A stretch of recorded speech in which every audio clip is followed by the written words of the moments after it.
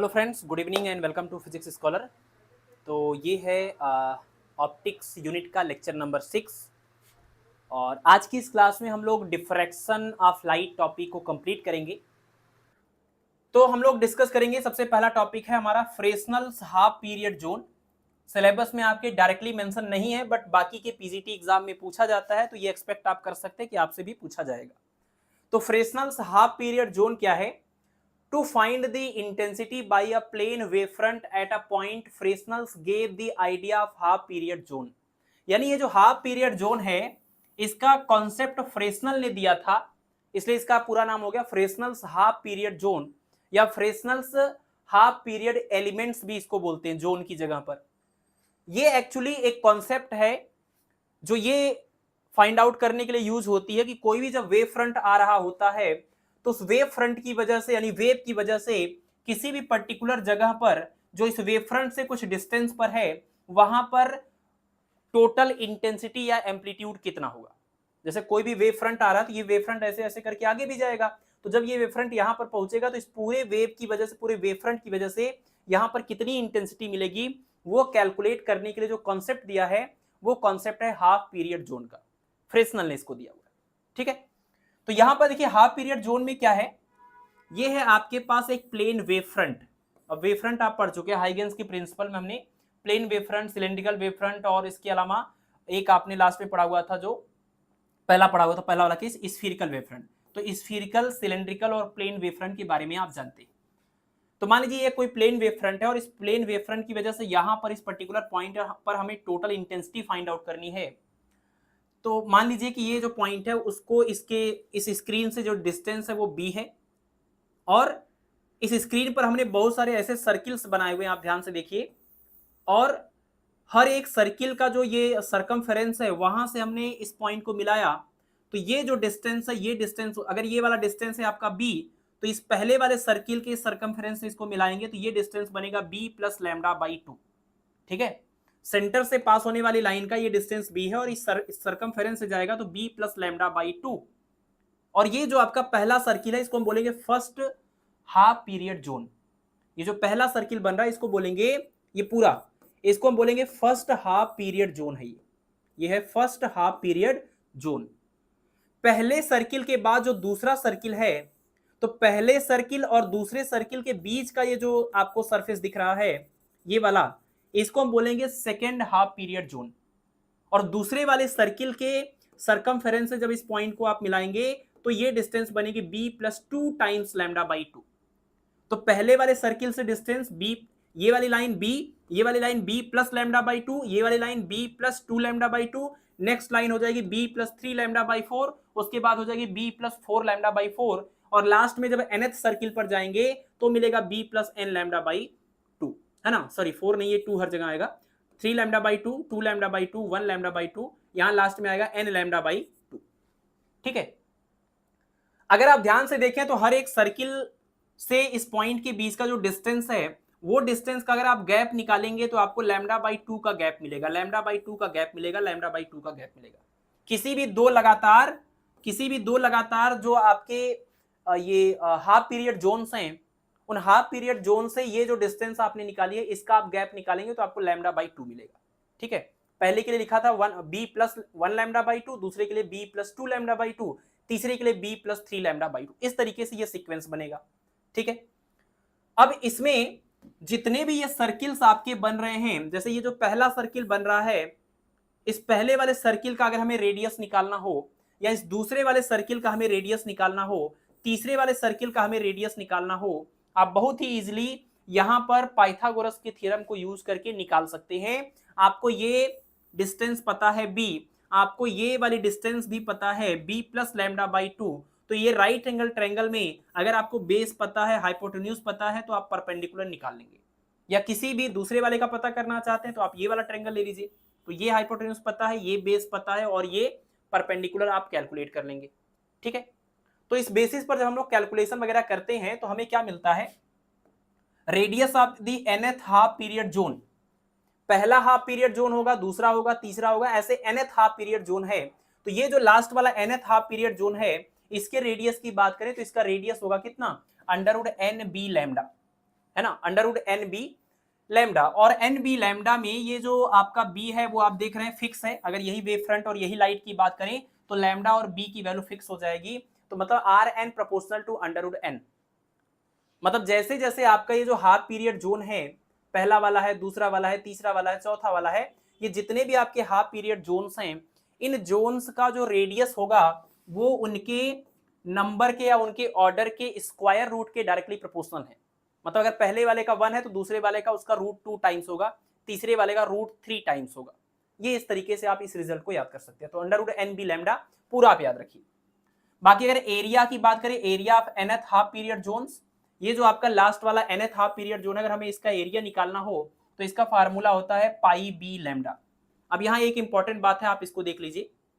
पहले half period zone की अगर बात करें, ये जो पहला वाला है, इनका एरिया निकालने का मतलब ये पूरा जो इसके अंदर ये कवर हो रहा है, ये पूरा एरिया निकालेंगे। लेकिन दूसरा हाफ पीरियड जोन का जब एरिया निकालने की बात आएगी तो दूसरे वाले का ये पूरा एरिया नहीं है कि दूसरे वाले सर्किल के अंदर जितना भी एरिया आया, ये दूसरा वाला जो सर्किल है इसके अंदर जितना भी एरिया आ रहा है वो पूरा सेकेंड हाफ पीरियड जोन नहीं है।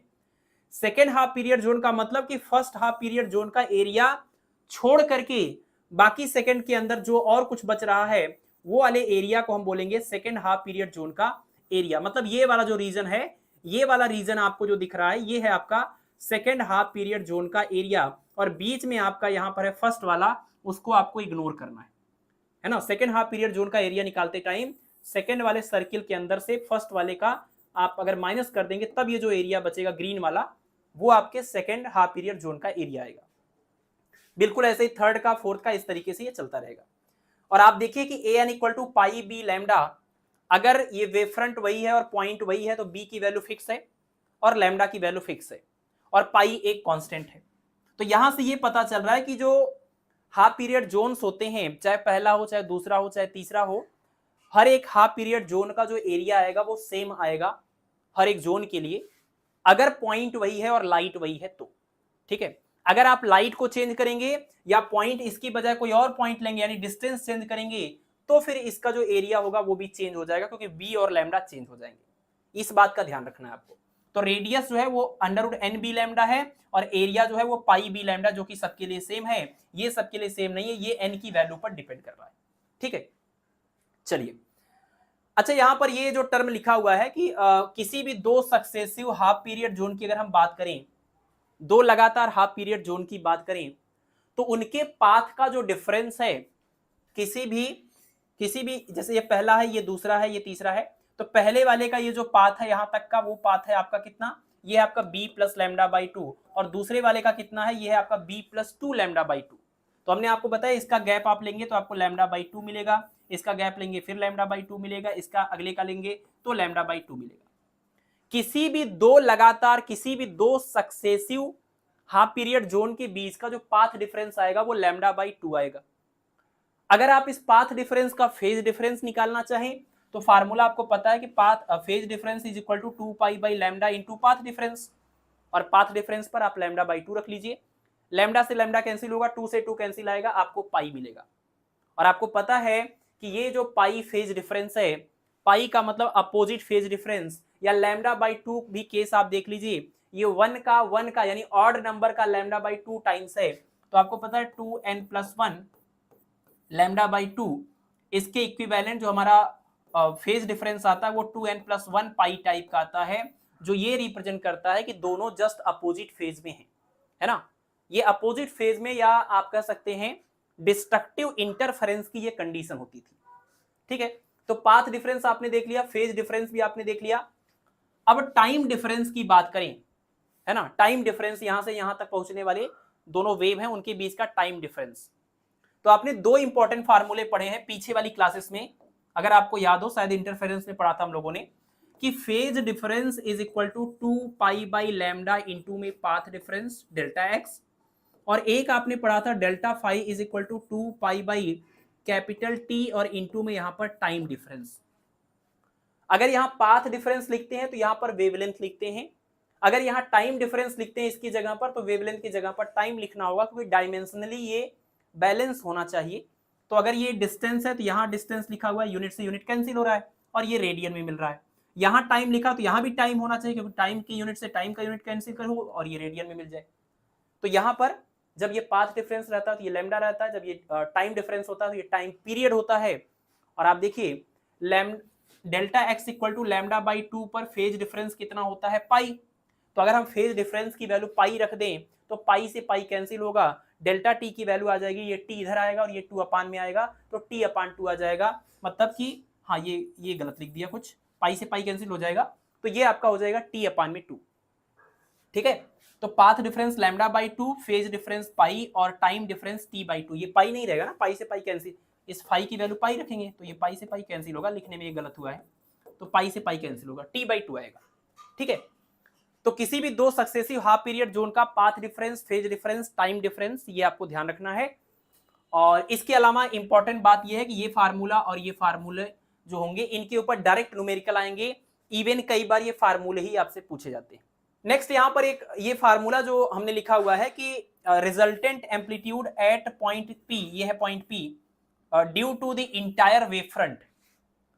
इंटायर वेव फ्रंट का मतलब इस पूरे वेव फ्रंट के अंदर जितने भी आपके हाफ पीरियड जोन बने, पहला बना, दूसरा बना, तीसरा बना, चौथा बना, जितने भी हाफ पीरियड जोन बनेंगे उन सभी के वजह से टोटल जो यहां पर आपको एम्पलीट्यूड मिलेगा, जैसे पहला वाला जो वेव फ्रंट है, मतलब इस ये हाफ पीरियड जोन है, इससे जो भी वेव पास होगी, वेव फ्रंट का इसमें से जो हिस्सा पास होगा उसकी वजह से कुछ एम्पलीट्यूड मिलेगा।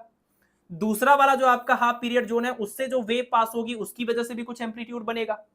बट पहले वाले और दूसरे वाले के बीच में लैम्डा बाई 2 का पाथ डिफरेंस है, यानी पाई का फेज डिफरेंस है, यानी कि जस्ट अपोजिट फेज में है। ये पहले वाले हाफ पीरियड जोन और दूसरे वाले हाफ पीरियड जोन से पहुंचने वाली जो वेव हैं वो अपोजिट फेज में है, और अपोजिट फेज में है तो डिस्ट्रक्टिव इंटरफेरेंस करेंगी।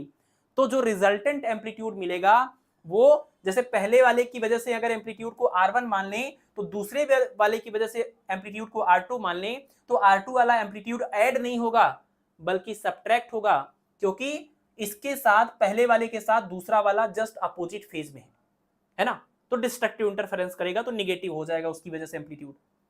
बट जो तीसरा वाला होगा, ये तीसरा वाला जो होगा वो तो पहले वाले के साथ अगर आप इसका देखें तो ये हो जाएगा लैम्डा बाई 2, लैम्डा बाई 2, यानी कि लैम्डा का डिफरेंस है, यानी कि 2 पाई का डिफरेंस आएगा, यानी कि सेम फेज में आएगा, तो कंस्ट्रक्टिव इंटरफेरेंस होगा तो प्लस में R/3 हो जाएगा, R3 हो जाएगा। और चौथा वाला जो होगा उसकी अगर बात करें तो वो फिर से ऑड मल्टीपल हो जाएगा, 3 टाइम्स लैम्डा बाई 2 पहले वाले के साथ, तो यानी पहले वाले के साथ तीसरा वाला भी आपका क्या हो जाएगा, अपोजिट फेज में, सॉरी चौथा वाला जो होगा पहले वाले के साथ दूसरा वाला क्या हुआ, अपोजिट में, और तीसरा वाला जो हुआ वो सेम फेज में हुआ, चौथा वाला अपोजिट फेज में आएगा, -R4 हो जाएगा। इस तरीके का ये सीक्वेंस चलता रहेगा, लास्ट तक चलता रहेगा Rn तक। अब अगर n की वैल्यू, मतलब नंबर ऑफ जोन जो है, number of half period zone जो है, अगर वो n की वैल्यू अगर इवन हो तो क्या होगा, ऑड हो तो क्या होगा। तो अगर n की वैल्यू ऑड हो, n की वैल्यू इवन हो, तो आप देख लीजिए यहीं से, जब ये 1 था तो प्लस में था, 2 था तो माइनस था, 3 था प्लस था, 4 था माइनस था, मतलब जब इवन नंबर है तो यहाँ माइनस हो रहा है, जब ऑड नंबर है तो प्लस हो रहा है। तो अगर n की वैल्यू इवन नंबर है, तो यहाँ माइनस लगाना चाहिए, n की वैल्यू ऑड नंबर है तो यहाँ पर प्लस लगाना चाहिए। ठीक है, और एक चीज देखिए, जब ये 1 था तो इतना एम्पलीट्यूड था, बट 2 हुआ तो इससे कम हो गया, क्योंकि R1 माइनस R2 हो गया, कुछ घटने लगा, अब ये घट गया। बट जब 3 हुआ तो फिर कुछ प्लस हो गया, थोड़ी वैल्यू और बढ़ गई। अगर आप एम्पलीट्यूड का वेरिएशन इसके इवन या ऑड के अकॉर्डिंग चेक करिए तो आपको पता चल रहा है कि जब ये ऑड नंबर था तो एम्पलीट्यूड ठीक था, जब even number of half period zone से लाइट पास होने लगी तो थोड़ा सा एम्पलीट्यूड पहले से कम हो गया, पहले R1 था अभी R1 माइनस R2 हो गया। लेकिन अगर 3 हाफ पीरियड जोन पास होने लगे, लाइट उससे पास होने लगे, उसकी वजह से एम्पलीट्यूड निकालें तो तीसरे वाला का प्लस हो रहा है तो थोड़ा सा और फिर बढ़ गया, पहले कुछ था फिर घटा फिर बढ़ा पहले से थोड़ा, फिर उसके बाद घट गया, फिर उसके बाद बढ़ गया। तो इस तरीके से क्या होता है कि ये लगातार जो वैल्यू होती है, और देखिए कभी भी R1 से ज्यादा वैल्यू मिलेगी नहीं आपको, R1 से ये कम किया तो ये थोड़ा सा इसने बढ़ाया, लेकिन जो इसने बढ़ाया उतना नहीं बढ़ाया जितना इसने घटाया था, ये उतना नहीं बढ़ा जितना ये घटा था। यानी R2 का जो न्यूमेरिकल वैल्यू है वो R3 से ज्यादा है, और R3 का न्यूमेरिकल वैल्यू R4 से ज्यादा है। तो अगर हम R3 की बात करें तो R3 जो हुआ वो R2 से कम हुआ लेकिन R4 से ज्यादा हुआ। R4 जो है वो R5 से कम हुआ लेकिन R3 से, सॉरी R4 से ज्यादा हुआ लेकिन R3 से कम हुआ। मतलब जैसे जैसे आप इधर जा रहे हैं ना, ये सारे वैल्यू जो इनकी वजह से जो एम्पलीट्यूड आ रहा है वो घटता जा रहा है। और इसका हम एक सीधा सा आपको रिजल्ट बता देते हैं, उससे याद करना आसान होगा। फ्रेस्नेल ने इन सारी बातों के लिए कुछ अपने एजम्पशन माने थे, जिसमें से सबसे पहला एजम्पशन उनका ये था कि इस पॉइंट पर जो एम्पलीट्यूड होगा वो इस आपके वेवफ्रंट के एरिया के ऊपर डिपेंड करेगा। जितना ज्यादा एरिया उतने ज्यादा हाफ पीरियड जोन्स, उतना ज्यादा यहां पर एम्पलीट्यूड या इंटेंसिटी, पहली बात। दूसरी बात, जितना ज्यादा डिस्टेंस उतना कम एम्पलीट्यूड या उतना कम इंटेंसिटी, यानी एरिया के डायरेक्टली प्रोपोर्शनल हुआ और इनके बीच का जो डिस्टेंस है उसके इनवर्सली प्रोपोर्शनल हुआ।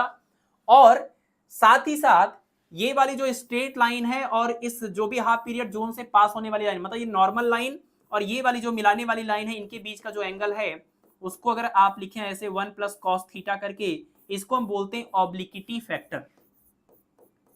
इसका नाम है ऑब्लिक्विटी फैक्टर।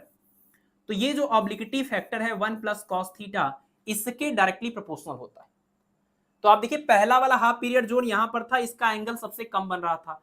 थीटा जब कम से कम लेंगे तो कॉस थीटा ज्यादा से ज्यादा आएगा, क्योंकि कॉस 0 की वैल्यू 1 और कॉस 90 की वैल्यू 0। थीटा कम से कम लेंगे तो कॉस थीटा ज्यादा से ज्यादा आएगा, जिससे 1 प्लस कॉस थीटा यानी ऑब्लिक्विटी फैक्टर बढ़ेगा, जिसकी वजह से एम्पलीट्यूड भी बढ़ेगा। तो पहले वाले की वजह से एम्पलीट्यूड ज्यादा आता है, बट दूसरे वाले केस में जब जाएंगे तो उसकी वजह से थीटा बढ़ जाएगा और ऑब्लिक्विटी फैक्टर घट जाएगा, यानी एम्पलीट्यूड घट जाएगा। तो ये R2 वाली जो वैल्यू है वो इस R1 वाली वैल्यू से एक तो कम है, ऊपर से माइनस भी कर रहा है। ठीक है, तो आप ऐसे लिख सकते हैं कि R2 की वैल्यू R1 से कम है लेकिन R3 से ज्यादा है, तो दोनों के एवरेज के इक्वल आप इसको लिख सकते हैं। R4 की जो वैल्यू है वो R5 से ज्यादा है लेकिन R3 से कम है, तो आप इसको R3 और R5 के एवरेज के बीच में ऐसा लिख सकते हैं। तो इस सीक्वेंस में भी आप इन एम्पलीट्यूड को लिख सकते हैं। ठीक है, और इस सीक्वेंस में इसको लिखने के बाद nth नंबर आप जोन की जब बात करेंगे, nth नंबर आप जोन की, तो आप इसको सॉल्व करेंगे, तो सॉल्व करने के बाद आपको इस तरीके का रिजल्ट मिलेगा। अगर आपके पूरे वेवफ्रंट में odd number of half period zones हैं तो पूरा ये एक्सप्रेशन सॉल्व करने के बाद, ये वाला एक्सप्रेशन पूरा सॉल्व करने के बाद ऐसा रिजल्ट मिलेगा। और अगर even number of half period zones हैं तो वो एक्सप्रेशन को सॉल्व करने पर कुछ इस टाइप का रिजल्ट आपको मिलेगा। ठीक है, एक और बहुत ही बारीक बात है, वो भी हम इसमें मेंशन कर देते हैं, बहुत वैसी जरूरत पड़ेगी नहीं, बट एक जगह पर आगे मिल जाएगा कि जब number of half period zone बहुत ही ज्यादा हो, तो आप देखिए ये आपका जो डायग्राम बन रहा है, यहां से देखिए ये एंगल थीटा, पहले वाले के लिए थीटा, दूसरे वाले के लिए थीटा, तीसरे वाले के लिए थीटा, तो थीटा लगातार बढ़ता जा रहा है। तो जब number of half period zone बहुत ही ज्यादा होगा तो ये थीटा बढ़ते बढ़ते बढ़ते बढ़ते बहुत ज्यादा हो जाएगा, और जब बहुत ज्यादा हो जाएगा थीटा बढ़ते बढ़ते, तो ऑब्लिक्विटी फैक्टर आपका बहुत ही कम हो जाएगा, है ना। और ऑब्लिक्विटी फैक्टर जब कम हो जाता है तो ऐसा आपको मिलेगा कि चाहे आप लास्ट में nth वाले की बात करें या n+1th वाले की बात करें या n-1th वाले की बात करें, बहुत ज्यादा उनके एम्पलीट्यूड में डिफरेंस नहीं आता है ना। कॉस थीटा घटने की वजह से एकदम लास्ट में अगर आप जाएंगे nth हाफ पीरियड जोन की बात करेंगे या उससे पहले वाले की बात करेंगे, दोनों की वजह से एम्पलीट्यूड या इंटेंसिटी में कोई बहुत खास फर्क होता नहीं है।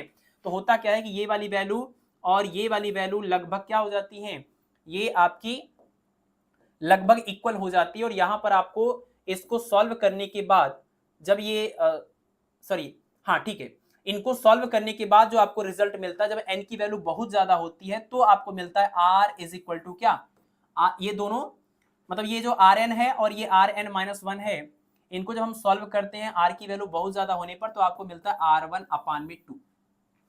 R1/2 मतलब बहुत ज्यादा अगर आपके पास number of half period zones हैं तो जो आपको एम्पलीट्यूड मिलेगा उन सभी की वजह से वो लगभग पहले वाले हाफ पीरियड जोन की वजह से जितना एम्पलीट्यूड मिल रहा था उसके आधे के बराबर आपको मिलेगा।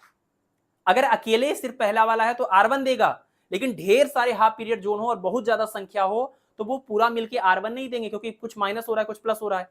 तो फाइनली आपको जो एवरेज वैल्यू मिलेगी वो R1/2 के इक्वल मिलती है। तो ये आप एक्सप्रेशन याद रखेंगे कि सभी हाफ पीरियड जोन की वजह से total amplitude is equal to R1/2, जहां R1 मतलब पहले हाफ पीरियड जोन की वजह से एम्पलीट्यूड। ठीक है, क्लियर है यहां तक।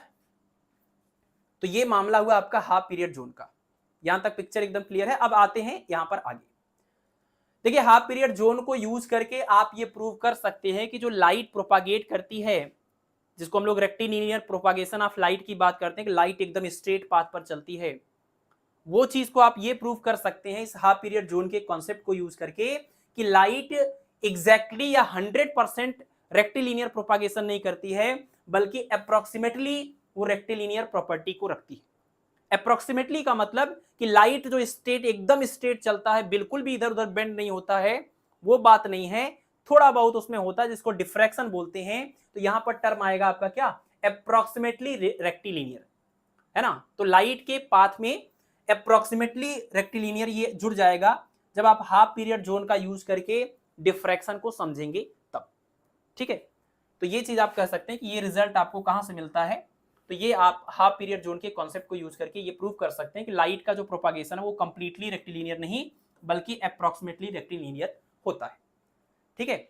और जो भी फ्रेस्नेल ने ये हाफ पीरियड जोन का कॉन्सेप्ट बताया कि ऐसा सर्किल होगा, इससे लाइट पास होगी, इससे होगी, इससे होगी, तो ये इस तरह का जो कॉन्सेप्ट इन्होंने बताया था, थियरी बताया था, उसके रिगार्डिंग उसका जो रियलाइजेशन है वो करने के लिए एक डिवाइस बनता है जिसको हम लोग बोलते हैं जोन प्लेट। कॉन्सेप्ट है, उनको प्रैक्टिकली यूज करने के लिए जो डिवाइस बना है उसका नाम है जोन प्लेट। तो zone plate is an optical device which provides an experimental confirmation या verification of Fresnel's half period zones law. Fresnel ने अपने हाफ पीरियड जोन के अकॉर्डिंग जो भी इंटेंसिटी या एम्पलीट्यूड का कॉन्सेप्ट दिया है वो कैलकुलेशन से भी या प्रैक्टिकली वो चीज वही निकल के आती जो उन्होंने थियरी में बताया है। वो चीज के वेरिफिकेशन के लिए हमारे पास है एक डिवाइस जिसका नाम क्या है, जोन प्लेट है। और इसमें होता क्या है, इसमें बहुत सारी कंसेंट्रिक सर्किल्स होती हैं, मतलब जिनका सेंटर सेम होगा, ऐसी बहुत सारी सर्किल्स होंगी। उसमें से कुछ ऐसे सर्किल होंगे जो ब्राइट होंगे, कुछ ऐसे होंगे जो डार्क होंगे, मतलब कुछ में से लाइट पास होगी और कुछ में से लाइट पास नहीं होगी। तो अल्टरनेट ब्राइट और डार्क, ब्राइट और डार्क, ब्राइट और डार्क, इस तरीके के जो आपके ये बनते हैं हाफ पीरियड जोन्स के लिए प्रैक्टिकल जो डिवाइस बनते हैं, ऑप्टिकल डिवाइस, इसको हम लोग बोलते हैं जोन प्लेट, है ना। तो जोन प्लेट एक तरह से फ्रेस्नेल के हाफ पीरियड जोन का प्रैक्टिकल इंप्लीमेंटेशन है डिवाइस के रूप में। और इसमें अल्टरनेट ब्राइट और डार्क रिंग्स होती हैं, सबका सेंटर सेम होता है, कंसेंट्रिक सर्किल होंगी, अल्टरनेट ब्राइट और डार्क या ट्रांसपेरेंट और ओपेक रिंग्स होती हैं।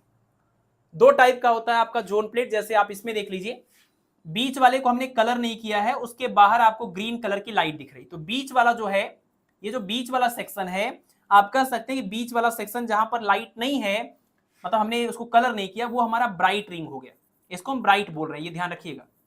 जहां पर हमने पेन नहीं चलाया था ग्रीन के अंदर, आप मान लीजिए कि वहां से लाइट निकल रही, तो वो ब्राइट रिंग हो गया। और उसके बाद जब ग्रीन आपने देखा, ग्रीन वाला, तो ये आपका डार्क हो गया। तो ब्राइट का मतलब हुआ ट्रांसपेरेंट और डार्क का मतलब हुआ ओपेक, जिससे लाइट पास नहीं होगी। तो आप देखिए बीच में जो अंदर वाला है वो ब्राइट है या ट्रांसपेरेंट है, यानी सेंट्रल रिंग आपका ब्राइट है और उसके जस्ट बगल में आपका ये वाला डार्क है। उसके बाद फिर आपको ब्राइट मिल रहा है, उसके बाद फिर डार्क मिल रहा है, उसके बाद फिर ब्राइट मिल रहा है, फिर डार्क मिल रहा है, अल्टरनेट ब्राइट और डार्क मिल रहे हैं। और सेंट्रल वाला पॉइंट आपका क्या है, रिंग क्या है, ब्राइट है।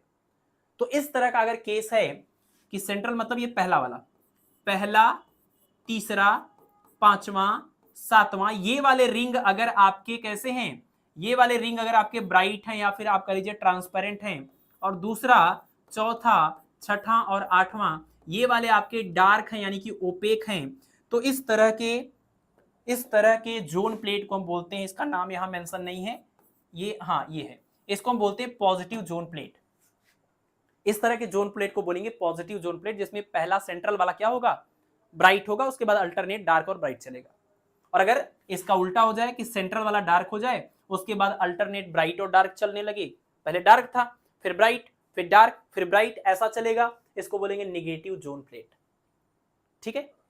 तो पॉजिटिव और नेगेटिव जोन प्लेट की डिफिनीशन में ये बात आपसे क्लियर कर सकते हैं कि अगर कोई पॉजिटिव जोन प्लेट है तो थर्ड वाला जोन ट्रांसपेरेंट होगा कि ओपेक, अगर कोई नेगेटिव जोन प्लेट है तो थर्ड वाला जो रिंग होगा या जोन होगा वो ट्रांसपेरेंट होगा कि ओपेक, ये सवाल पूछ सकते हैं। तो अगर सेंट्रल वाला ब्राइट से स्टार्ट हो रहा है, अल्टरनेट तो चलेगा ही, तो ये आपका कैसा हो गया, पॉजिटिव। अगर सेंट्रल वाला डार्क से स्टार्ट हो रहा है तो ये हो जाएगा आपका नेगेटिव जोन प्लेट, ठीक है। जोन प्लेट के केस में एक बहुत ही स्पेशल फार्मूला है जिनके क्वेश्चंस बहुत ज्यादा पूछे जाते हैं, आज की क्लास में भी हम लोग 2-3 सवाल करेंगे, 10 में से कम 2-3 या 4 सवाल इसी के ऊपर होंगे। तो ये जो हमारा फार्मूला है इसमें थोड़ा सा कंफ्यूजन आता है, तो हम थोड़ा इसको क्लियर करेंगे कि ये फार्मूला कैसे अलग अलग बुक में अलग लिखा रहता है। जैसे आपने देखा होगा बहुत सारी बुक में ये ऐसे लिखा रहता है F equal to R N square upon में एन लैम्डा, और बहुत सारी बुक में ऐसे लिखा होता है जैसे हमने अभी लिखा हुआ है कि आर एन स्क्वायर और अपान में यहाँ 2m या 2p कुछ ऐसा लिखा रहेगा, उसके बाद यहाँ लिखा रहेगा एन लैम्डा, और जो भी यहाँ लिखा रहेगा चाहे m चाहे p जो भी वो यहाँ भी लिखा रहेगा। तो ये वाला फार्मूला करेक्ट है कि ये वाला फार्मूला करेक्ट है, दोनों में अलग अलग बुक्स में ऐसा लिखा रहता है। तो आपको ये क्लियर करना होगा, तब जाके आप इसके सारे सवालों को कॉन्फिडेंस के साथ सॉल्व कर पाएंगे। ये जो फार्मूला आप देखते हैं एक्चुअली ये है इसका मेन फार्मूला, जनरल फार्मूला, जो कि हमने यहाँ पर मेंशन भी किया हुआ है कि Fm equal to R N square upon में 2m-1 इंटू में n इंटू लैम्डा। इसमें ये बात ध्यान रखना पड़ेगा कि जो चीज आप यहाँ लिख रहे हैं वो यहाँ लिखा हुआ है f के साथ में सबस्क्रिप्ट में, ठीक है। और ये जो m होगा वो रिप्रेजेंट करता है फोकल लेंथ के ऑर्डर को, कि फर्स्ट फोकल लेंथ निकालना है, सेकेंड निकालना है, फोर्थ निकालना है, फिफ्थ निकालना है, कौन से ऑर्डर का फोकल लेंथ निकालना है वो आपको कैलकुलेट करना होता है। अब कौन से ऑर्डर का आपको फोकल लेंथ निकालना, इसका मतलब कि जोन प्लेट के पास एक से ज्यादा फोकल लेंथ होता है। जो जोन प्लेट होते हैं उनके एक से ज्यादा अलग अलग फोकल लेंथ होते हैं, है ना। जब आप पहला वाला निकालेंगे तो फर्स्ट फोकल लेंथ होगा तो m की वैल्यू 1 रखेंगे, दूसरा वाला फोकल लेंथ निकालेंगे तो m की वैल्यू 2 रखेंगे, तीसरा फोकल लेंथ निकालेंगे तो m की वैल्यू 3 रखेंगे। ध्यान समझिएगा, फोकल लेंथ का जो ऑर्डर होता है किसी भी जोन प्लेट के लिए वो एक से ज्यादा होता है। तो आपको किसी भी जोन प्लेट का फर्स्ट फोकल लेंथ निकालना है कि सेकंड निकालना है कि थर्ड निकालना है, मतलब कौन से ऑर्डर का फोकल लेंथ निकालना है वो आपको m की वैल्यू से डिसाइड करना है। लेकिन ये जो आप कौन से ऑर्डर का फोकल लेंथ आप बोल रहे हैं, ये फोकल लेंथ कौन से वाले जोन का है। जोन भी तो कई सारे हैं, ये पहला जोन हुआ, ये दूसरा जोन हुआ, ये तीसरा जोन हुआ, ये चौथा जोन हुआ। तो कौन से जोन का कौन सा फोकल लेंथ, हर एक जोन के पास बहुत सारे फोकल लेंथ है, पहले के पास भी बहुत सारे हैं, दूसरे के पास भी बहुत सारे हैं, तीसरे के पास भी बहुत सारे हैं। तो ये जो पहला दूसरा तीसरा कर रहे हैं ये है ऑर्डर ऑफ जोन प्लेट या ऑर्डर ऑफ जोन। तो स्मॉल n की जो वैल्यू है यहां पर ये है ऑर्डर ऑफ जोन, और देखिए रेडियस भी लिखा हुआ है। पहले वाले जोन की बात चल रही होगी तो इसका मतलब पहले वाले जोन के रेडियस की बात r1 स्क्वायर लिखेंगे और n की जगह पर 1 लिखेंगे। दूसरे वाले जोन की बात हो रही होगी तो यहां r2 स्क्वायर लिखेंगे और यहां भी 2 लिखेंगे। लेकिन अगर मान लीजिए आपसे कह दिया जाए दूसरे वाले जोन के तीसरे फोकल लेंथ की वैल्यू बताइए, सेकेंड जोन के थर्ड ऑर्डर फोकल लेंथ की वैल्यू बतानी है, तो सेकेंड जोन है तो n की वैल्यू 2 रख लेंगे, और थर्ड ऑर्डर का फोकल लेंथ, भाई हर जोन के पास 1 2 3 4 ऐसे सारे फोकल लेंथ अवेलेबल है, कई सारे फोकल लेंथ है। तो ये जो आपका सेकेंड वाला जोन था उसका फर्स्ट फोकल लेंथ भी होगा, सेकेंड भी होगा, थर्ड भी होगा, फोर्थ, ऐसे बहुत सारे होंगे। तो सेकेंड वाले जोन का अगर आपको थर्ड फोकल लेंथ निकालना है तो m की वैल्यू 3 रखेंगे, यहां भी 3 रखेंगे। अगर सेकेंड वाले जोन का आपको सेकेंड फोकल लेंथ निकालना है तो यहां m की जगह पर 2, n की जगह पर 2। अगर सेकेंड वाले जोन का फर्स्ट फोकल लेंथ निकालना है तो n की वैल्यू 2, क्योंकि second zone, order of zone second, और फोकल लेंथ फर्स्ट चाहिए तो m की वैल्यू 1। किसी भी जोन का जो फर्स्ट फोकल लेंथ होता है उसको हम प्रिंसिपल फोकस बोलते हैं, ठीक है ना। जो फर्स्ट फोकल लेंथ होता है यानी जब हम m की वैल्यू 1 रखते हैं किसी भी जोन के लिए वो होता है हमारा प्रिंसिपल फोकस। जैसे मान लीजिए nth ऑर्डर का जो जोन है हमारा, इस nth वाले का जोन का हमें फर्स्ट फोकस निकालना है, तो फर्स्ट फोकस इसका nth वाले का निकालने के लिए nth है तो यहाँ n रहेगा, फर्स्ट फोकस निकालना है तो m की वैल्यू 1 रखेंगे तो 2 - 1 आएगा, तो ये पूरा पार्ट 1 हो जाएगा। आंसर आएगा rn स्क्वायर अपान में n लैम्डा, जो कि यहाँ पर लिखा हुआ है। यानी ये फार्मूला है nth ऑर्डर वाले जोन के फर्स्ट फोकल लेंथ की, और फर्स्ट फोकस को ही हम प्रिंसिपल फोकस भी बोलेंगे, तो प्रिंसिपल फोकल लेंथ का ये एक्सप्रेशन होगा। यानी ये फार्मूला भी ठीक है अपनी जगह पर, बट आपको बस इतना पता होना चाहिए कि ये स्पेशल केस है, ये सभी जोन के nth जोन के प्रिंसिपल फोकस या फर्स्ट फोकल लेंथ के लिए एक्सप्रेशन है। अगर प्रिंसिपल या फर्स्ट की बजाय सेकंड या थर्ड निकालना होगा तो इससे काम नहीं बनेगा, फिर आपको ये जानना ही पड़ेगा। ठीक है, बहुत ज्यादा कंफ्यूजन है क्योंकि हर बुक में हर जो आपका क्वेश्चन होता है जिसमें एमसीक्यू वगैरह रहते हैं उन सब में कहीं ये लिखा है, फिर कभी ये यूज कर लेते हैं, बट क्लियरली आपको पता नहीं चल पाता कि सही कौन है। और एक इंपॉर्टेंट बात कि सवाल में कई बार ये वर्ड यूज भी नहीं करेंगे कि फर्स्ट फोकल लेंथ की बात होनी है या प्रिंसिपल फोकल लेंथ की बात होनी है, तो इनडायरेक्टली ये बात आपको कहीं ना कहीं से पता चल जाएगा। अगर वो कुछ नहीं बोलते हैं तो आप मान के चलिए कि फर्स्ट फोकस या फोकल लेंथ या प्रिंसिपल फोकल लेंथ की बात चल रही है, या फिर कई बार वो बोलेंगे कि जहां पर लाइट सबसे ज्यादा फोकस होगी। जब आप इस जोन प्लेट पर ऐसे सामने से, जैसे ये जोन प्लेट है आपका सामने, इस पे आप लाइट डालेंगे तो सबसे ज्यादा लाइट कहां पे जाके फोकस होती है, उन सभी जोन के पहले फोकस या प्रिंसिपल फोकस पर।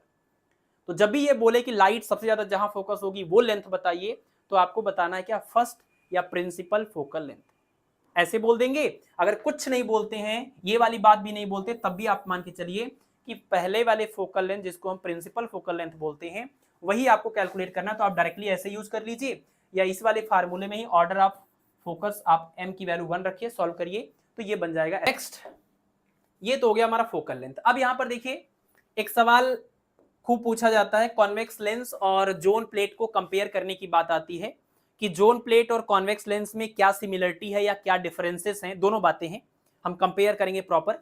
तो सिमिलरिटी और डिफरेंसेस आपसे पूछा जाता है जोन प्लेट में और कॉन्वेक्स लेंस के बीच में। तो देख लीजिए सिमिलरिटी और फोकल लेंथ क्या क्या है, सिमिलरिटी और डिफरेंस क्या है जोन प्लेट और कॉन्वेक्स लेंस में। सबसे पहला पॉइंट फोकल लेंथ का है, तो F M equal to R N square upon 2m - 1 into N into lambda, ये फार्मूला आपने देखा। यहां से साफ साफ पता चल रहा है कि फोकल लेंथ जो है वो अलग अलग कलर की लाइट के लिए अलग अलग है। जैसे पहले वाले ही जोन की बात करें तो पहले वाले जोन के लिए जो लाइट आप इधर से डालेंगे उस लाइट के वेवलेंथ के अकॉर्डिंग इसका first focal length second focal length जो होगा, जैसे फर्स्ट फोकल लेंथ मान लीजिए ये हुआ है ना, अगर आपने ये लाइट का वेवलेंथ चेंज किया तो जो फर्स्ट फोकल लेंथ है वो चेंज हो जाएगा। मतलब दूसरे कलर की लाइट के लिए जो आपका फर्स्ट फोकल लेंथ होगा वो अलग आएगा। तीसरे कलर की लाइट के लिए या वेवलेंथ के लिए जो फर्स्ट फोकल लेंथ होगा वो अलग हो सकता है। तो फोकल लेंथ जो है वो वेवलेंथ जो लाइट की इंसिडेंट हो रही है उसके बिल्कुल इनवर्सली प्रोपोर्शनल है, F proportional to 1 upon lambda. और आपको पता है विबिग्योर के अकॉर्डिंग VIBGYOR, आपको ये बात पता है इसमें कि वॉयलेट कलर की वेवलेंथ सबसे कम है और रेड कलर की सबसे ज्यादा है ना। तो अगर वॉयलेट कलर की वेवलेंथ सबसे कम है और रेड कलर की वेवलेंथ सबसे ज्यादा है और फोकल लेंथ जो है जोन प्लेट का वो वेवलेंथ की इनवर्सली प्रोपोर्शनल है, तो यानी वॉयलेट कलर के लिए फोकल लेंथ सबसे ज्यादा होगा और रेड कलर के लिए फोकल लेंथ सबसे कम होगा, है ना।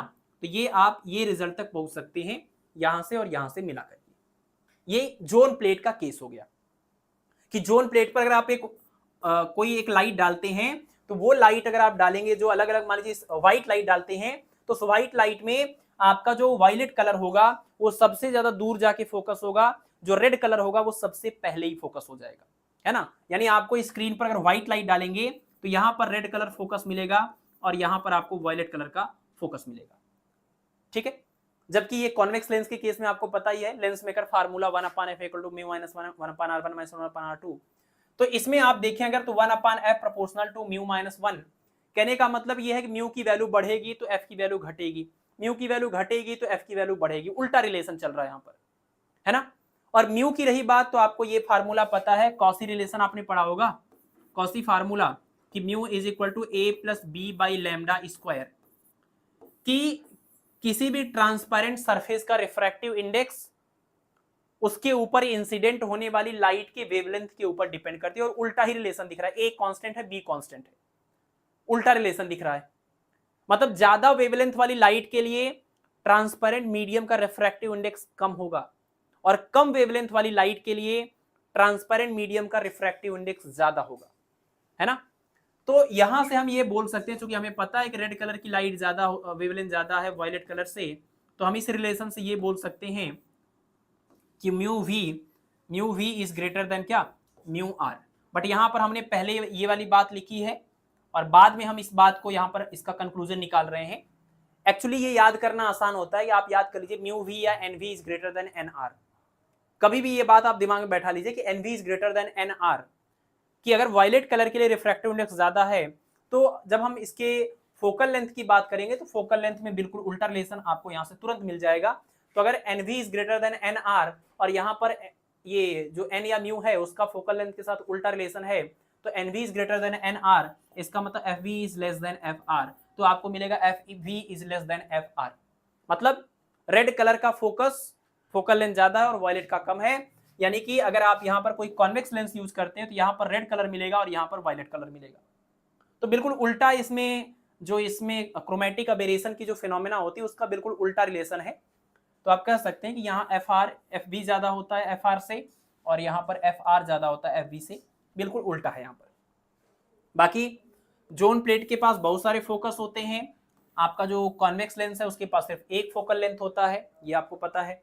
डिफ्रैक्शन की फिनोमेना इसमें होती है और इसमें रिफ्रैक्शन की फिनोमेना होती है ना। कॉन्वेक्स लेंस है तो ट्रांसपेरेंट सरफेस है, लाइट इसमें से जब पास होती है तो इसका क्या होता है, रिफ्रैक्शन होता है, और इसमें क्या हो रहा है, लाइट का डिफ्रैक्शन हो रहा है। नेक्स्ट है रियल इमेज बनता है, इसमें भी रियल इमेज बनते हैं। इसमें जो इमेज बनता है उसकी इंटेंसिटी बहुत कम होती है और इसमें जो लाइट इमेज बनता है उसकी इंटेंसिटी काफी ज्यादा होती है। मतलब इसमें थोड़ा डल इमेज बनेगा और इसमें क्लियर इमेज बनेगा। इसमें जो फोकल लेंथ है वो लैम्डा के ऊपर डिपेंड करता है, ये बात आपने यहां से देख लिया। इसमें भी जो फोकल लेंथ है वो लैम्डा के ऊपर डिपेंड करता है, वो बात भी आपने देख लिया कि 1/f प्रोपोर्शनल टू म्यू और म्यू प्रोपोर्शनल टू 1/λ²। म्यू का रिलेशन लैम्डा से उल्टा है और f का रिलेशन म्यू से उल्टा है, तो यानी f का रिलेशन लैम्डा से सीधा हो जाएगा, आप ऐसा बोल सकते हैं, ठीक है ना। जो f का रिलेशन होगा वो लैम्डा से सीधा हो जाएगा। देखिए lambda r is greater then lambda v था, तो यहाँ FR is greater then FV है, सीधा रिलेशन दिख रहा है। तो ये भी आपका फोकल लेंथ भी लैम्डा डिपेंडेंट था। इसमें भी डिस्पर्सन की फिनोमेना होती, मतलब एक कलर की लाइट जाएगी और मतलब विजिबल लाइट जाएगी और अलग अलग कलर की लाइट अलग अलग डायरेक्शन में डेविएट हो जाती है, डिस्पर्सन जिसको बोलते हैं। वो चीज आपने देखा है कि इस लेंस के अंदर भी होता है, प्रिज्म के अंदर भी होता है, जिसको हम डिस्पर्सन बोलते हैं। व्हाइट लाइट जाएगा और अपने कंस्टिट्यूएंट कलर्स में डिस्पर्स हो जाएगा, इसी को डिस्पर्सन ऑफ लाइट बोलते हैं। तो वो फेनोमेना यहाँ भी होती है और यहाँ पर भी होती है। तो कुछ एक सिमिलरिटीज हैं, कुछ एक डिफरेंस, जैसे ये सिमिलरिटीज में हो गए, ये दोनों पॉइंट सिमिलर दिख रहे हैं, बट ये देखिए बिल्कुल उल्टा रिलेशन दिख रहा है। ये देखिए सिमिलरिटी दिख रही है, ये देखिए अलग रिलेशन, ये अलग है, ये भी अलग है, बट यहाँ पर देखिए ये फिर से उल्टा हो गया। तो कई सारी सिमिलरिटीज हैं, कई सारे डिफरेंसेस हैं कॉन्वेक्स लेंस और जोन प्लेट के बीच में, और ये बहुत फेमस सवाल है, बहुत इंपॉर्टेंट सवाल है ना। इसको आप एज अ थियरी लेकर मत चलिए, ये पूरा प्रॉपर एक कंप्लीट क्वेश्चन का पैकेज है। डिफरेंट तरह से इन्हीं सवालों को आपसे पूछते हैं कि इसमें क्या होता है, उसमें क्या होता है, इसका फार्मूला क्या है, उसका फार्मूला क्या है, वन फोकस किसके पास है, मल्टीपल फोकस किसके पास है, और इन्हीं सब में से कुछ स्टेटमेंट लिख दिया जाएगा और पूछेंगे चारों में से कौन गलत है या कौन सही है, ऐसा करके सवाल बनेगा, ठीक है। नेक्स्ट है हमारा ये टॉपिक है diffraction due to circular aperture और डिफ्रैक्शन ड्यू टू, इसके बाद है स्ट्रेट एज। ये वैसे उतने इंपॉर्टेंट तो नहीं है बट सिलेबस में मेंशन है, तो हम लोग इसके रिजल्ट को फोकस करेंगे यहां पर कि क्या क्या इसमें रिजल्ट देखने को मिलता है कैसे केस में। तो आप डायग्राम को एक बार समझ लीजिए, फिर हम इन सब बातों को थोड़ा डिस्कस करेंगे। देखिए यहां पर हमारे पास एक स्लिट है, यहां पर ये बीच में AB, और ये स्लिट कैसा है, सर्कुलर। एक्चुअल में ये सर्कुलर स्लिट है। यहां पर अगर आप इधर से देखेंगे, फ्रंट व्यू देखेंगे तो आपको सर्कुलर दिखेगा, हम लोग साइड से देख रहे हैं तो हमें ये ऐसा लाइन की जैसा दिख रहा है, ठीक है। तो ये सर्कुलर अपर्चर है, यानी ये यहाँ पर एक्चुअल में एक पिन होल, एक सर्किल है, और इसका ये रेडियस मान लीजिए आप स्मॉल r है, ठीक है, और ये इसका सेंटर पॉइंट हो जाएगा इस स्लिट का। और इस स्लिट से स्मॉल a डिस्टेंस पर यहाँ पर कोई सोर्स ऑफ लाइट है, और स्लिट से b डिस्टेंस पर यहाँ कोई स्क्रीन है, ठीक है। अब यहां से जब लाइट रे चलती है तो अलग अलग देखिए, एक स्टेट अगर जाए तो एक्सियल पोजीशन पर पॉइंट बी मिलेगा, नॉन एक्सियल पोजीशन पर अगर ऊपर की तरफ जाए तो यहाँ कोई पॉइंट पी डैश मिलेगा। बिल्कुल सेम चीज, जैसा यहाँ पी डैश है वैसा यहाँ भी पी डैश आपको मिल जाएगा, है ना। क्योंकि ये सर्कुलर अपर्चर है तो बिल्कुल इस आधे पोर्शन में ऊपर जैसा इन्वायरमेंट है, बिल्कुल उस आधे में नीचे भी वही इन्वायरमेंट मिलेगा आपको, ठीक है। तो इसमें होता क्या है कि इस पूरे यहां से जो लाइट सोर्स, मतलब लाइट जो चलती हैं, उनकी वजह से सेंटर वाले पॉइंट यानी एक्सियल पॉइंट P पर कितनी इंटेंसिटी मिलती है और कैसे मिलती है, जोन प्लेट का यूज करके या फ्रेस्नेल हाफ पीरियड जोन का यूज करके, और अगर एक्सियल पॉइंट के अलावा कोई भी दूसरा पॉइंट हो, इन जनरल हमने उसका नाम पी डैश रखा हुआ है, चाहे ऊपर ले लीजिएगा चाहे नीचे। तो एक्सियल पॉइंट पर इंटेंसिटी कितनी है और नॉन एक्सियल पॉइंट पर इंटेंसिटी कितनी है, वही चीज हमें इस टॉपिक के अंतर्गत देखना होता है सर्कुलर अपर्चर के अंदर।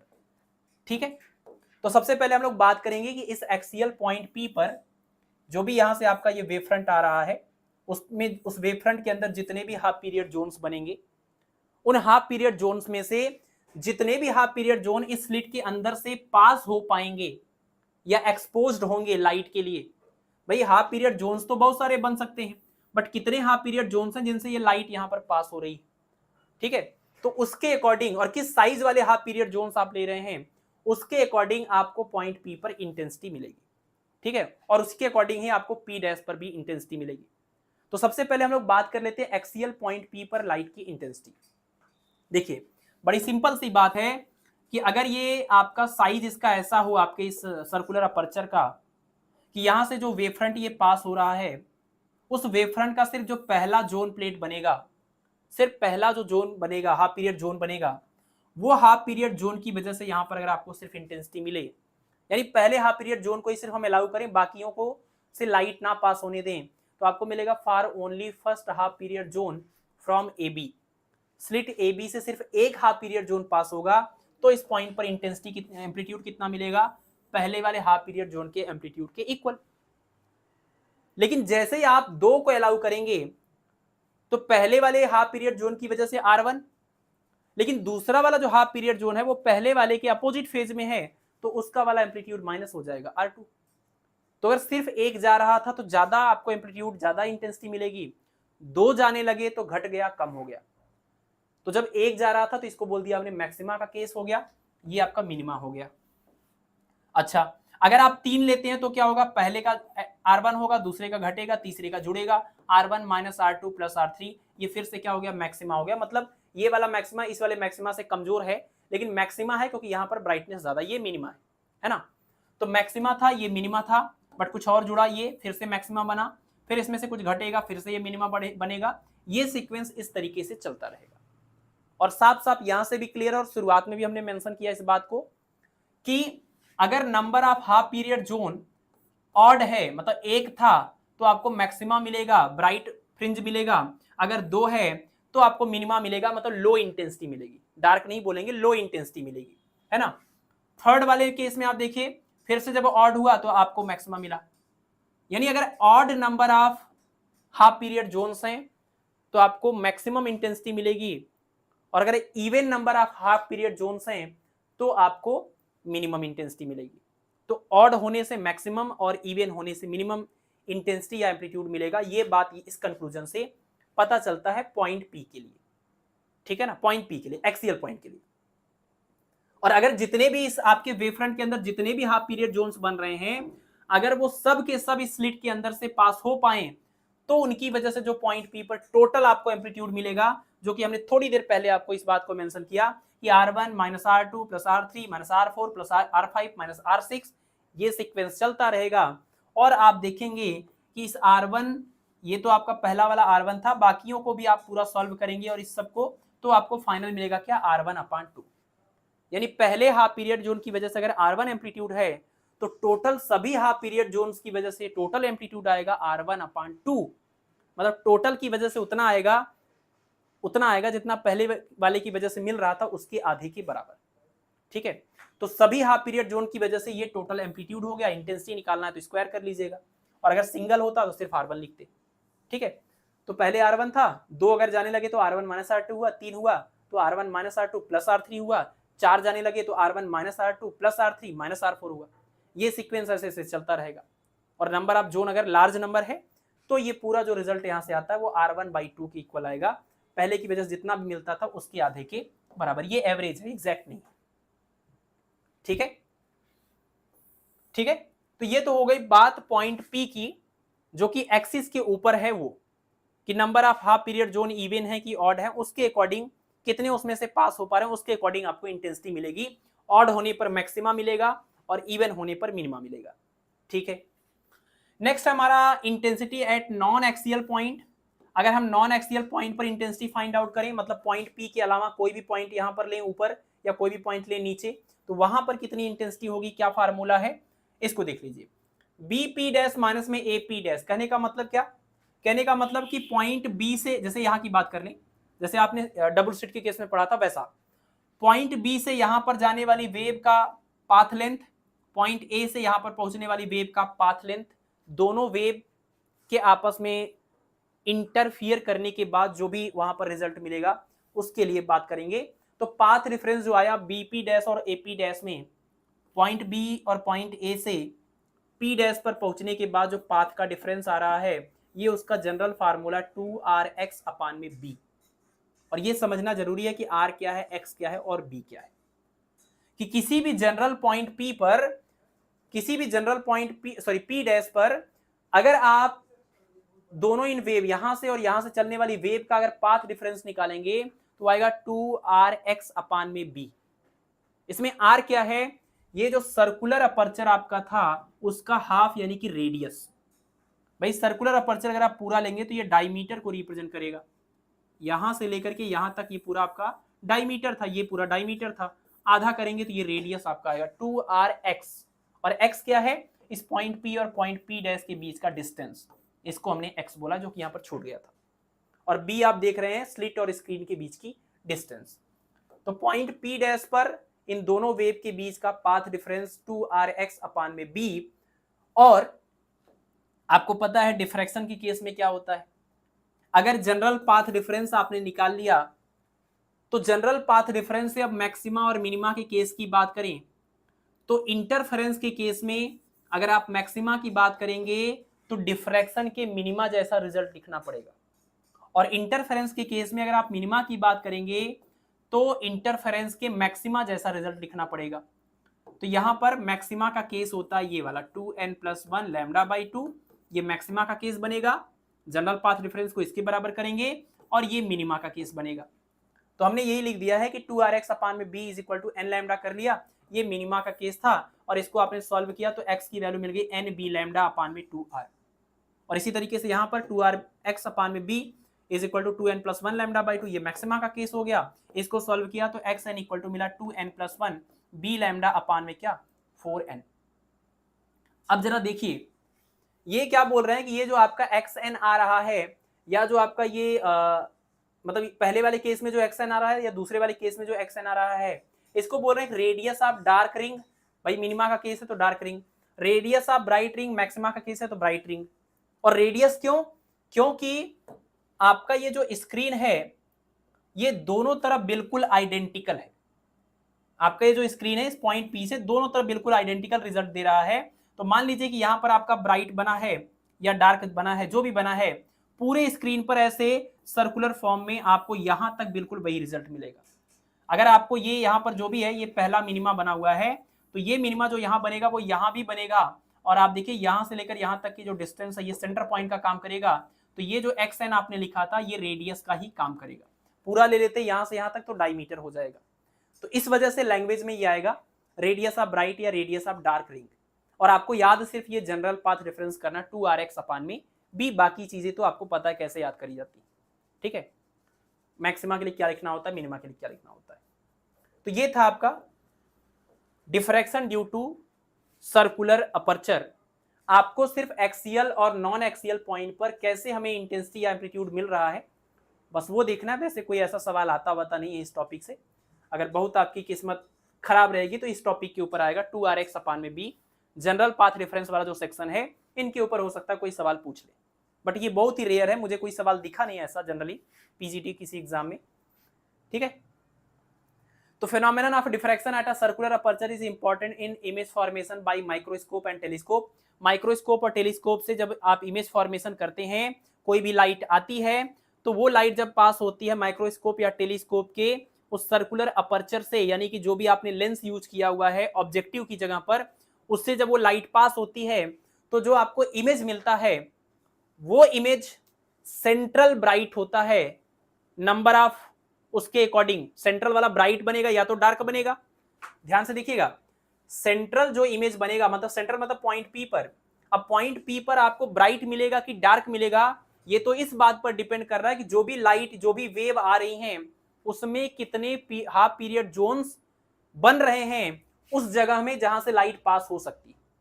जितनी जगह से एरिया लाइट एक्सपोज हो रहा है उसमें कितने हाफ पीरियड जोन्स आ रहे हैं, उसके अकॉर्डिंग यहाँ पर ब्राइट या डार्क डिसाइड होगा।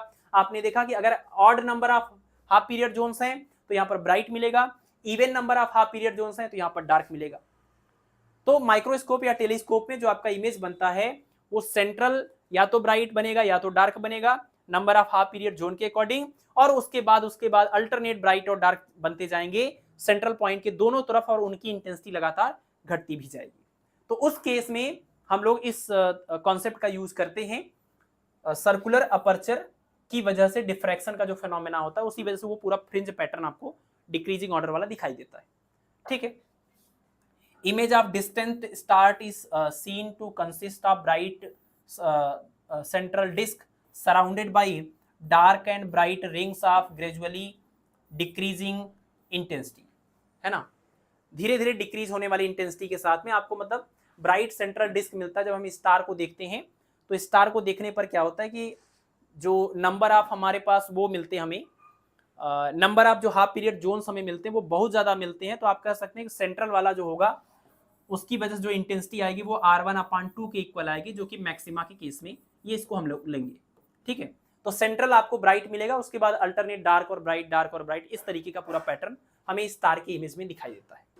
ठीक है, तो ये कोई वैसी बात है नहीं, जगह बचा हुआ था इस वजह से ऐसे पॉइंट हमने मेंशन कर दिए हैं, आप देख सकते हैं इसको एक बार बस। ठीक है, बाकी ये फार्मूला आप याद करेंगे। अब यहाँ पर इस डायग्राम में SAP और SOP, यहाँ पर S है, यहाँ पर A है, यहाँ पर P है, यहाँ पर S है, यहाँ पर आपका O कहाँ गया, O यहाँ पर बीच में रहेगा सेंट्रल पॉइंट O, और यहाँ पर P।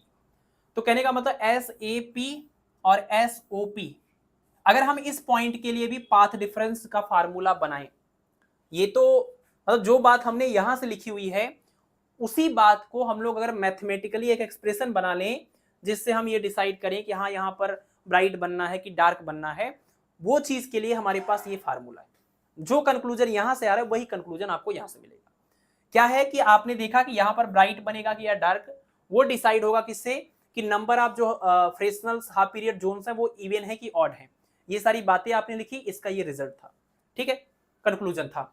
तो यहां पर हमने कहा कि चेक करते हैं कि पॉइंट P पर अगर मान लीजिए एक ये सीधे रह जाए और एक यहां से जाए, और दोनों की वजह से यहां पर हमें कुछ जो भी प्रोसेस होगा उसकी वजह से हमें कुछ पैटर्न दिखाई दे, जो भी हमें वहां पर इंटेंसिटी मिले उसको हमें चेक करना है।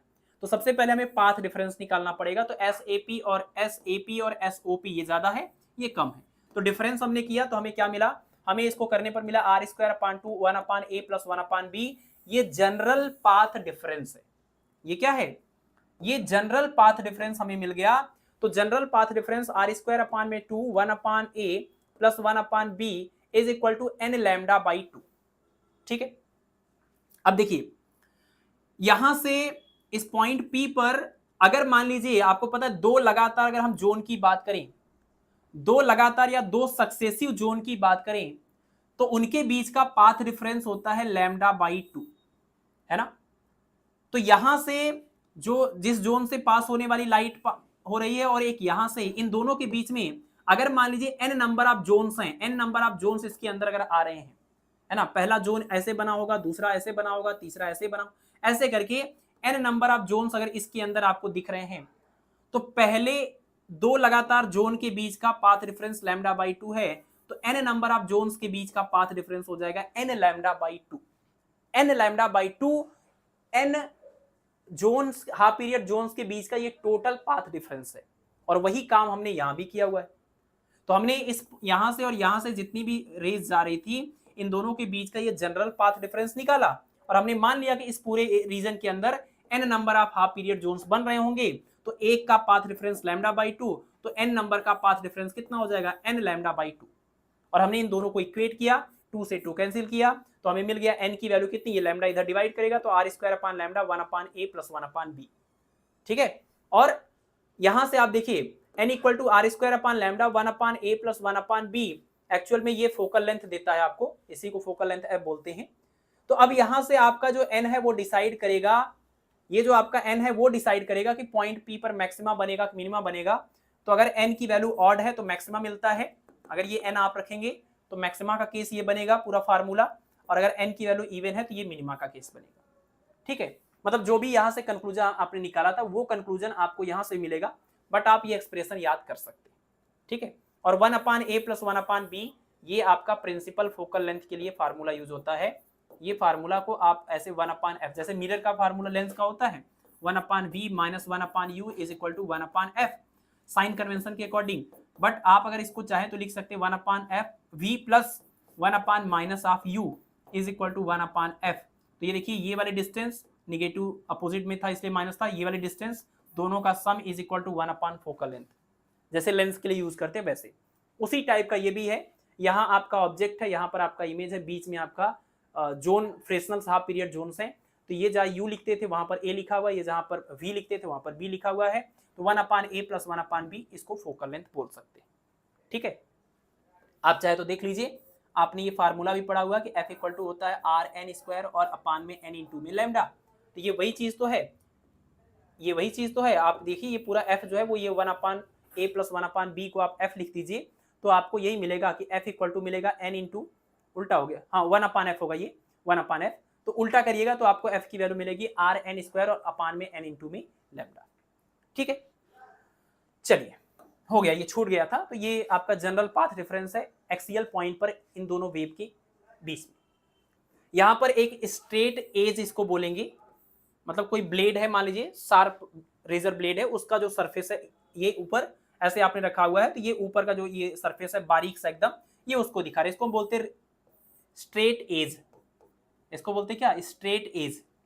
तो ये एक स्ट्रेट एज है और इसके सामने यहाँ पर कोई सिलेंड्रिकल वेव फ्रंट ये पास हो रहा है, ये पूरा स्क्रीन है, यहाँ पर आपका स्लिट है, स्लिट और इसके बीच का डिस्टेंस है, मतलब सोर्स और इसके बीच का डिस्टेंस है स्मॉल a, और यहाँ पर इसके मतलब आपके स्ट्रेट एज और स्क्रीन के बीच का डिस्टेंस स्मॉल b है, सामने वाला पॉइंट p है और ऊपर वाला पॉइंट q है, ठीक है। आप देखिए अगर यहाँ डिफ्रैक्शन की फिनोमेना ना हो तो यहाँ से लाइट जो पास होगी वो सीधे यहाँ पर जाएगी। तो अगर डिफ्रैक्शन ना हो तो इसके नीचे पूरा पूरा डार्क मिलना चाहिए और इधर हमें पूरा पूरा ब्राइट मिलना चाहिए, क्योंकि लाइट पूरी पूरी इसके ऊपर जाएगी, इसके नीचे नहीं जाएगी। बट ऐसा होता नहीं है, ना तो हमें ये पूरी तरह से ब्राइट मिलता है और ना ही ये हमें पूरी तरह से डार्क मिलता है। होता क्या है, ये जो पूरा जिसको हम ब्राइट बोल रहे हैं उसमें हमें bright dark bright dark bright dark ये मिलता है, जिनके बीच का सेपरेशन इक्वल नहीं होता इंटरफेरेंस की तरह।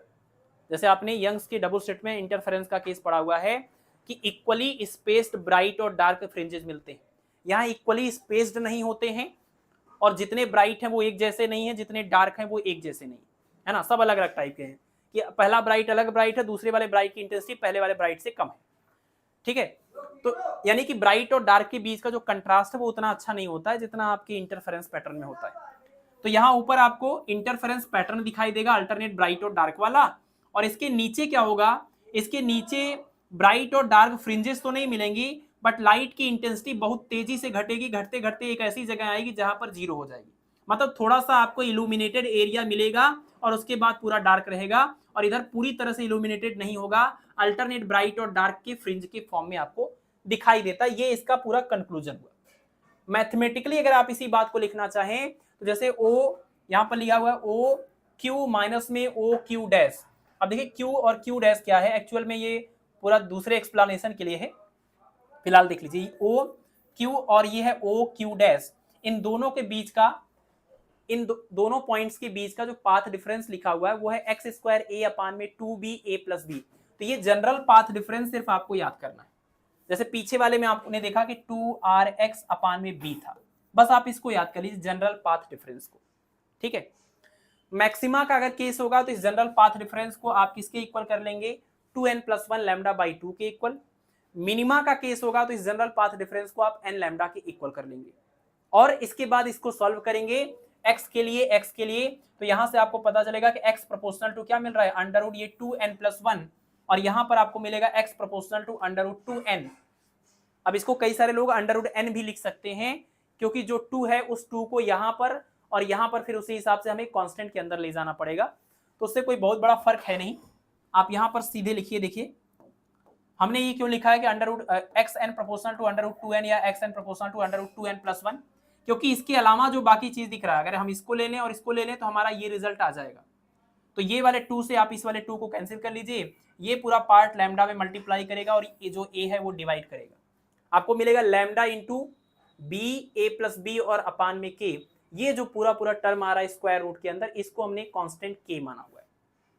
ठीक है, यानी आप इस बात को अगर लिखना चाहें तो ऐसे लिखेंगे एक्स एन इक्वल टू, यहाँ पर के आएगा और अंडर रूट 2n प्लस 1 आएगा। यहाँ पर आप लिखेंगे एक्स एन इक्वल टू के और ये हो जाएगा अंडर रूट क्या 2n, ऐसा लिखा जाएगा। और वो के किसकी जगह पर लिखा हुआ है, तो यहां से या यहां से सॉल्व करेंगे, इसकी जगह पर स्मॉल के लिखा हुआ है। ठीक है, तो मैक्सिमा और मिनिमा का ये जो केस आपने निकाल लिया जनरल पाथ डिफरेंस से, वो अगर आप पोजीशन निकालना चाहेंगे पहले मैक्सिमा, दूसरे मैक्सिमा, तीसरे मैक्सिमा, चौथे मैक्सिमा की, तो आप देख लीजिए यहाँ पर आप वैल्यू रखते जाइए, तो आपको पहले दूसरे तीसरे चौथे इन सभी मैक्सिमाज की पोजीशन यहाँ से मिलेगी इस फॉर्म में, के फॉर्म में। तो क्या मिलेगा, आप इसकी वैल्यू 0 से स्टार्ट करते हैं और इसकी वैल्यू यहाँ पर 1 से होती है, क्योंकि 0 रखेंगे तो फिर आपको वही मैक्सिमा वाला केस मिल जाएगा, तो ये 1 से स्टार्ट होगा। तो आपको क्या मिलेगा, जब आप ये n की वैल्यू को 0 रखेंगे तो आपको मिलेगा 1k अंडर रूट 1k, आप इसकी वैल्यू 1 रखिएगा तो आपको मिलेगा अंडर रूट 3k, और आप इसकी वैल्यू 2 रखिएगा तो अंडर रूट 5k। ऐसा कर करके आपको अलग अलग मैक्सिमाज की पोजीशन मिल गई, ये पहला मैक्सिमा, ये दूसरा, ये तीसरा, ये चौथा। पहले और दूसरे मैक्सिमा के बीच का गैप इतना है, दूसरे और तीसरे मैक्सिमा के बीच का गैप इतना है, तीसरे और चौथे मैक्सिमा के बीच का गैप इतना है। तो आप देखिए लगातार दो मैक्सिमा के बीच का जो गैप है वो घटता जा रहा है ना, सेपरेशन क्या हो रहा है, घटता जा रहा है। इसी तरीके से मिनिमा के केस में बात करेंगे तो मिनिमा की पोजीशन निकालेंगे के रूट 2, के रूट 4, के रूट 6, के रूट 8, ऐसा करके आप आगे बढ़ेंगे। और फिर इनके सेपरेशन की बात करेंगे तो किसी भी दो के बीच का गैप आप निकालेंगे लगातार का, तो ये गैप पहले इन दोनों का ये मिलेगा, इन दोनों का ये मिलेगा, इन दोनों का ये मिलेगा। इसमें भी आप देखें तो गैप क्या हो रहा है, घटता जा रहा है। तो आप ये कंक्लूजन चाहे तो याद कर सकते हैं कि जो आपके ब्राइट और डार्क फ्रिंजेज या मैक्सिमा और मिनिमा मिलेंगे यहाँ पर, उनके बीच का सेपरेशन जैसे जैसे आप फ्रिंज के आगे बढ़ेंगे, मतलब पॉइंट पी के ऊपर बढ़ेंगे, वैसे वैसे उनके बीच का जो गैप होगा वो कम होता जाएगा।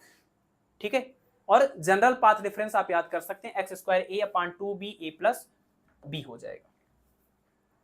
ठीक है, ठीक है, यहां पर एक मिस्टेक है, इसको सही कर लेंगे। ये जो पॉइंट क्यू है, देखिए इसको हमने ओ बोला है तो ओ से क्यू, और यहां पर ये जो आपका ओ डैश है, यहां से क्यू पर जाने वाली जो वेव है, क्योंकि इसके नीचे की लाइट पास नहीं हो पा रही, तो इन दोनों के बीच में जो हो रहा है, तो आप लिखेंगे ओ से क्यू और ओ डैश से क्यू, ऐसा हो जाएगा। ठीक है ना, ओ से क्यू और ओ डैश क्यू से इनके बीच का पाथ डिफरेंस है। चलिए, ये आपका इंटेंसिटी का कर्व है इसका, ये जो आपका ये स्ट्रेट एज का जो हमें यहाँ पर इंटेंसिटी मिलती है पॉइंट पी के ऊपर और पॉइंट पी के नीचे, पॉइंट पी के ऊपर और पॉइंट पी के नीचे जो हमें ब्राइटनेस फ्रिंजेज और बाकी इंटेंसिटीज मिलती हैं, ये उसका कर्व कुछ ऐसा मिलता है। और कर्व देखिए बना कैसे, ये ग्राफ बना कैसे है, पॉइंट पी, स्क्रीन पर पॉइंट पी कैसे था, ऐसे देख लीजिए, ये आपका जो स्क्रीन था इसमें यहाँ पर आपका ये पॉइंट पी है, मतलब स्ट्रेट एज आपका यहाँ पर है ना, तो इसके जस्ट सामने ये पॉइंट पी है। तो पॉइंट पी के नीचे जो हमने कहा था थोड़ा बहुत इल्यूमिनेशन रहेगा, उसके बाद जीरो डार्क हो जाएगा, ऊपर ब्राइट और डार्क फ्रिंजेज आपको मिलती जाएंगी, और लास्ट में फिर ये नॉर्मल हो जाएगा, है ना, यूनिफॉर्मली इल्यूमिनेटेड हो जाएगा। तो होता क्या है कि यहाँ पर देखिए ऐसा रिजल्ट देखने को मिलता है कि पॉइंट पी के ऊपर जो भी हुआ है वो हम इधर की तरफ दिखा रहे हैं ग्राफ में, एवब पॉइंट पी, इस पॉइंट पी के ऊपर यहाँ स्क्रीन पर जो भी मिला हुआ है उस चीज को हम यहाँ इस साइड ग्राफ में दिखा रहे हैं। ये जो भी है वो पॉइंट पी के ऊपर की बात चल रही है, और पॉइंट पी के नीचे जो भी हुआ है वो हम ग्राफ में इस साइड दिखाएंगे। तो पॉइंट पी के नीचे होता क्या है कि यहाँ से यहाँ तक थोड़ी दूर तक हमें लाइट देखी मिलती है, और यहाँ आकर के लाइट की इंटेंसिटी क्या हो गई, 0, क्योंकि ये एक्सिस इंटेंसिटी का है। तो अगर ये ग्राफ यहाँ पर आ गया तो इसका मतलब इस पॉइंट पर इंटेंसिटी 0 हो गई। तो पॉइंट पी के नीचे यहां तक आपको लाइट मिलती है, लेकिन धीरे धीरे देखिए इंटेंसिटी घटते घटते घटते क्या हो गई है, एक पॉइंट पर यहीं पर कहीं पर आकर के 0 हो गई। ठीक है, और पॉइंट पी के ऊपर की बात करें, पॉइंट पी के ऊपर की बात करें तो पॉइंट पी के ऊपर जब आप जाएंगे तो आपको यहां पर मिलेगा, देखिए ये ब्राइट फ्रिंज है, ये मैक्सिमा मिलेगा। तो पॉइंट पी के जैसे ही आप ऊपर जाएंगे तो आपको ऊपर जाने पर यहां मैक्सिमा मिलेगा, ये मैक्सिमा मिलेगा। फिर उसके जस्ट बाद यहाँ मिनिमा मिलेगा, मतलब डार्क फ्रिंज मिलेगा, ये डार्क फ्रिंज हो गया। फिर उसके बाद मैक्सिमा मिलेगा, यहाँ पर ब्राइट फ्रिंज मिलेगा।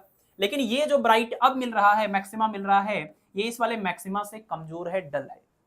ठीक है, उसके बाद फिर इस मैक्सिमा के बाद फिर से मिनिमा मिलेगा, उसके बाद फिर से मैक्सिमा मिलेगा, उसके बाद फिर से मिनिमा, ऐसे ऐसे करके जैसे जैसे आप आगे जाएंगे स्क्रीन पर वैसे वैसे आपको पता चलेगा कि ये जो मैक्सिमास थे इनकी इंटेंसिटी लगातार घटती जा रही है और घटते घटते घटते घटते एक ऐसा टाइम आएगा कि जो इंटेंसिटी होगी वो एकदम यूनिफॉर्म हो जाएगी। देखिए ये मिनिमाज आपके नीचे थे, मैक्सिमाज आपके ऊपर थे, मतलब यहाँ ज्यादा है और यहाँ कम है, तो धीरे धीरे ग्राफ ऐसे करते करते करते बीच में आ गया, मतलब यूनिफॉर्म इल्यूमिनेशन हो गया, मतलब नॉर्मल जैसे लाइट होती वैसी होगी, बट फ्रिंजेस आपको यहाँ तक काफी दूर तक दिखेंगी। ठीक है, तो डिफ्रैक्शन की वजह से यहाँ पर आपको ऐसे अल्टरनेट ब्राइट डार्क फ्रिंजेस ऊपर मिलेंगी, बाद में यूनिफॉर्मली इल्यूमिनेट हो जाएगा और नीचे की तरफ पूरी तरह से डार्क होने की बजाय थोड़ा थोड़ा इंटेंसिटी घटते घटते, क्योंकि डिफ्रैक्शन हुआ है, यहाँ तक आकर के इंटेंसिटी जीरो हो जाएगी, उसके बाद पूरा डार्क हो जाएगा। ऐसा हमें केस देखने को मिलता है इसमें, इस पर्टिकुलर केस में जब हम स्ट्रेट एज की बात करते हैं तब। ठीक है, चलिए, तो ये दोनों टॉपिक से आपको जो बातें याद करनी है फाइनली वो मैं बता देता हूं एक बार फिर से, और यही कंक्लूजन सिर्फ आपको दिमाग में लेकर ढोना है कि अगर हम किसी सर्कुलर अपर्चर की वजह से स्क्रीन पर डिफ्रैक्शन की बात करें तो एक्सियल पॉइंट के लिए जनरल पाथ डिफरेंस का जो एक्सप्रेशन आएगा, अगर मान लीजिए n नंबर ऑफ इसके अंदर हाफ पीरियड जोन्स बने तो जनरल पाथ डिफरेंस का फार्मूला बनेगा ये r² 1/a+1/b is equal to n times λ/2। ये जनरल पाथ डिफरेंस का एक्सप्रेशन हो गया, इसको आपने n λ/2 के भी इक्वल कर लिया, ये है पाथ डिफरेंस, इसको n λ/2 के इक्वल कर लिया। अब आपने इसको सिंप्लीफाई करके एक फार्मूला बना लिया। अब ये जो जनरल पाथ डिफरेंस का केस पॉइंट P पर मिल रहा है, इसकी वजह से पॉइंट P पर आपको मैक्सिमा का केस मिलेगा कि मिनिमा का केस मिलेगा, ब्राइट फ्रिंज बनेगा कि डार्क फ्रिंज बनेगा, इस फार्मूले से जो भी रिजल्ट आया है वो डिपेंड करता है इस n की वैल्यू पर। n की वैल्यू क्या है? Number of half period zones जो इसके अंदर हैं। तो नंबर ऑफ हाफ पीरियड जोन्स पर डिपेंड करेगा कि पॉइंट P पर ब्राइट फ्रिंज मिलेगा कि डार्क फ्रिंज मिलेगा, और वो नंबर ऑफ जो हाफ पीरियड जोन्स हैं उनके ऑड नंबर्स होने पर मैक्सिमा मिलता है, ब्राइट फ्रिंज मिलेगा, इवन नंबर होने पर मिनिमा मिलेगा, डार्क फ्रिंज बनेगा। इस चीज को और ज्यादा आसान भाषा में ऐसे समझ सकते हैं कि अगर एक सिर्फ रहेगा तो ज्यादा एम्पलीट्यूड, दो चला गया तो कम हो गया, तो इस वजह से मैक्सिमा और इस वजह से मिनिमा। ये केस होता है, ये कारण होता है यहां पर ऑड या इवन की वजह से मैक्सिमा या मिनिमा के बनने की। ठीक है, तो पॉइंट P पर ब्राइट होगा डार्क होगा वो n की वैल्यू पर डिपेंड करेगा कि n जो है वो ऑड नंबर है कि इवन नंबर है। ये पूरा केस आप इसको जनरलाइज करके याद रखेंगे। बाकी यहां से किसी भी नॉन एक्सियल पॉइंट के लिए आप जनरल पाथ रेफरेंस याद कर लीजिए, 2rx/b होता है मैक्सिमा और मिनिमा के लिए, इसको n लैम्डा और 2n+1 λ/2 के इक्वल करके सिंप्लीफाई कर लेंगे, इसको छोड़ दीजिए, कुछ मतलब नहीं है।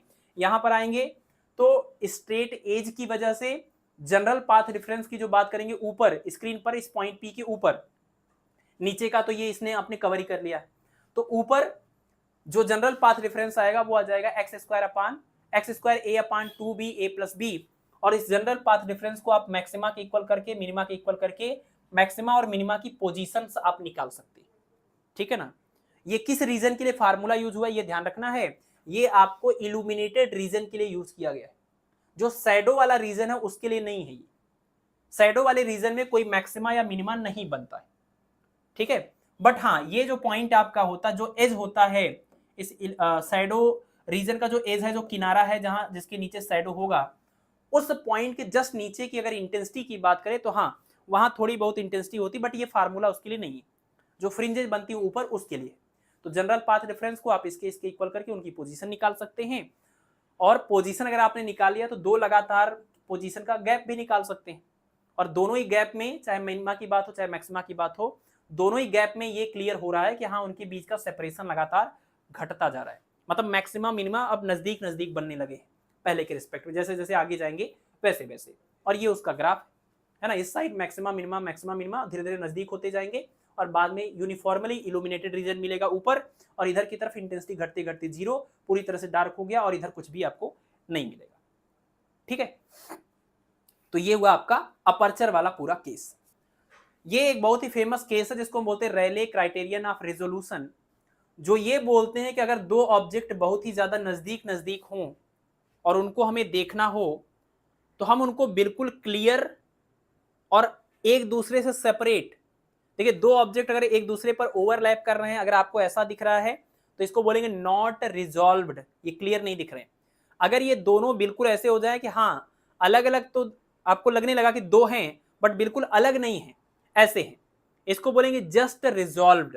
और अगर ये बिल्कुल क्लियर अलग अलग दिखने लगे, इसको बोलेंगे वेल रिजॉल्व्ड। तो 3 केस होता है, नॉट रिजॉल्व, बीच वाला केस है जस्ट रिजॉल्व, और तीसरा केस है आपका वेल रिजॉल्व्ड। आप इसको डायग्राम से ऐसे समझ लीजिए कि ये आपका है नॉट रिजॉल्व्ड केस, ये आपका है जस्ट रिजॉल्व केस, और ये आपका है वेल रिजॉल्व केस। तो रैले ने ये बताया कि अगर कोई भी दो ऑब्जेक्ट जो बहुत ही नजदीक नजदीक रखे हुए हैं, उनके जस्ट रिजॉल्व्ड केस में, यानी इस तरीके से अलग अलग दिखाई देने के लिए क्या जरूरी होता है कि आप उन दोनों से निकलने वाली जो लाइट रेज हैं, उनमें क्या ऐसी चीज होनी चाहिए कि ये दोनों इस तरीके से जस्ट रिजॉल्व वाले केस में दिखाई दें। तो उसका इनका कहना है कि the image of 2 point object are just resolve, 2 point object का जो इमेज है वो बिल्कुल जस्ट रिजॉल्व वाली कंडीशन में दिखेगा when central maxima of the diffraction pattern of one falls over the first minima of diffraction pattern of other. कि दोनों पॉइंट ऑब्जेक्ट को अगर आप क्लियरली देखना चाहते हैं तो पहले वाले का जो डिफ्रैक्शन पैटर्न बनेगा, पहले वाले के डिफ्रैक्शन पैटर्न में जो उसका क्या बनेगा, मैक्सिमा बनेगा, वो दूसरे वाले का जो डिफ्रैक्शन पैटर्न बनेगा उसके मिनिमा से मैच करना चाहिए। ठीक है ना, मतलब इसका मैक्सिमा, कहानी वही है कि इसका पहले वाले का जो सेंट्रल मैक्सिमा है वो दूसरे वाले के फर्स्ट मिनिमा के ऊपर जस्ट ये गिरना चाहिए, या इनका जो आपका इनका जो सेंट्रल मैक्सिमा है वो इनके वाले के पहले मिनिमा के ऊपर गिरना चाहिए। ठीक है, यानी इन दोनों का एक दूसरे का सेंट्रल मैक्सिमा एक दूसरे के फर्स्ट मिनिमा से ओवरलैप करेगा, तो ऐसी वाली कंडीशन में जस्ट रिजॉल्व का केस बनेगा और आपको पता चलेगा कि ये दो ऑब्जेक्ट, एक ऑब्जेक्ट नहीं है बल्कि दो हैं। इंटेंसिटी का ये वेरिएशन दिखा रहे हैं हम आपको, ये हम इंटेंसिटी का ग्राफ ही तो है, इंटेंसिटी का ग्राफ ही तो है ये। तो इंटेंसिटी का वेरिएशन आपको ये बता देगा कि हाँ बीच में यहाँ इंटेंसिटी काफी डाउन है बट इधर और इधर एक जैसी हैं, तो आपको इससे पता चलेगा कि हाँ दो ऑब्जेक्ट हैं। जस्ट रिजॉल्व वाले केस में आपको महसूस होगा।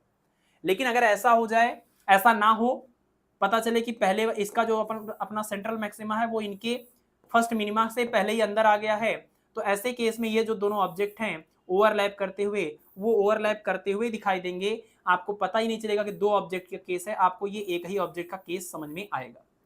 ठीक है ना, तो दो पॉइंट ऑब्जेक्ट नहीं है, आपको एक ही पॉइंट ऑब्जेक्ट जैसा फील होगा अगर इन दोनों के सेंट्रल मैक्सिमा और पहले मिनिमा का बीच का जो गैप है वो कम है।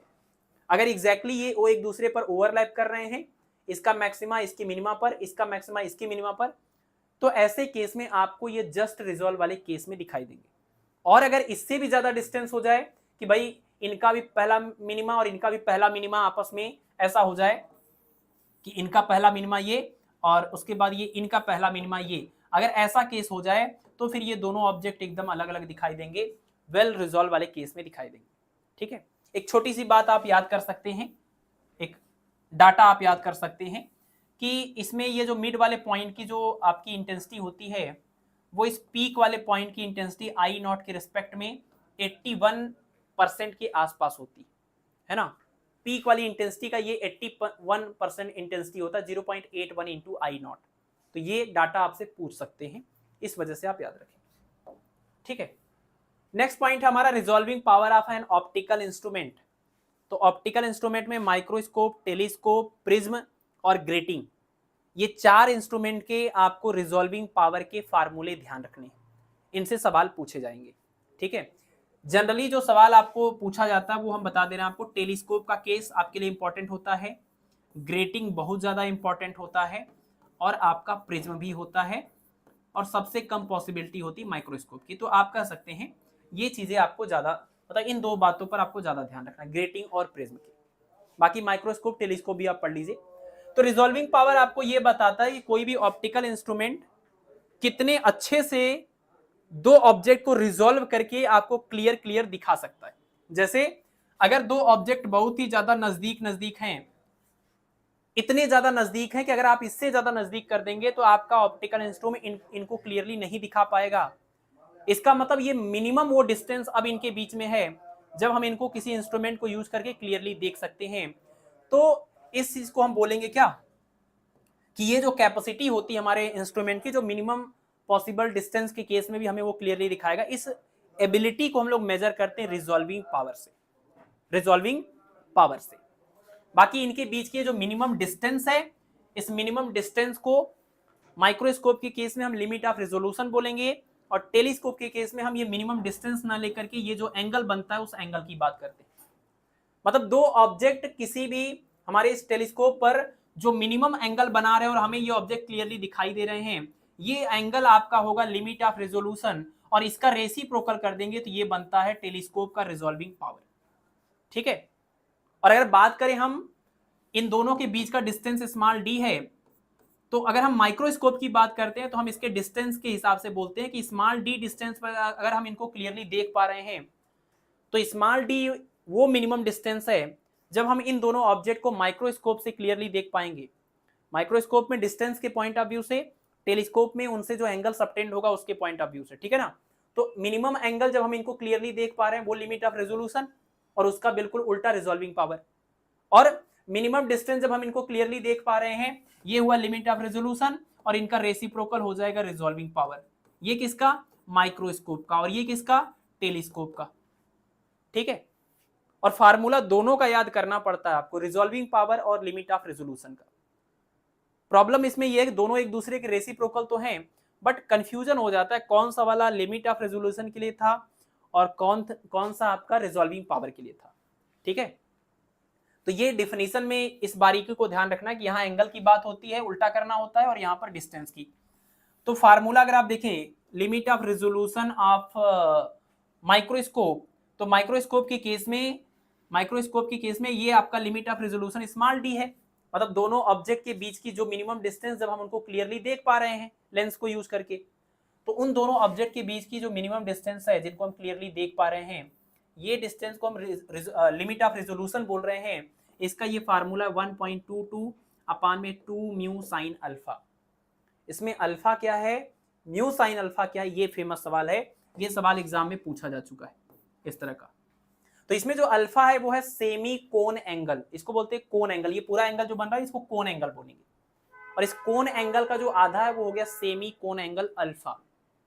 तो दोनों ऑब्जेक्ट से जो पैरेलल लाइट आ रही थी वो जब फोकस होगी यहाँ पर, तो ये पूरा एंगल जो बनेगा वो कोन एंगल बोला जाएगा। बट इसमें से ये जो एंगल इसको सेमी कोन एंगल बोलेंगे। तो 1.22 अपान में 2 म्यू साइन अल्फा, में अल्फा क्या है? सेमी कोन एंगल, और ये फार्मूला है लिमिट ऑफ रेजोल्यूशन का। ठीक है। और ये म्यू इंटू साइन अल्फा जो है इसको हम बोलते हैं न्यूमेरिकल अपर्चर।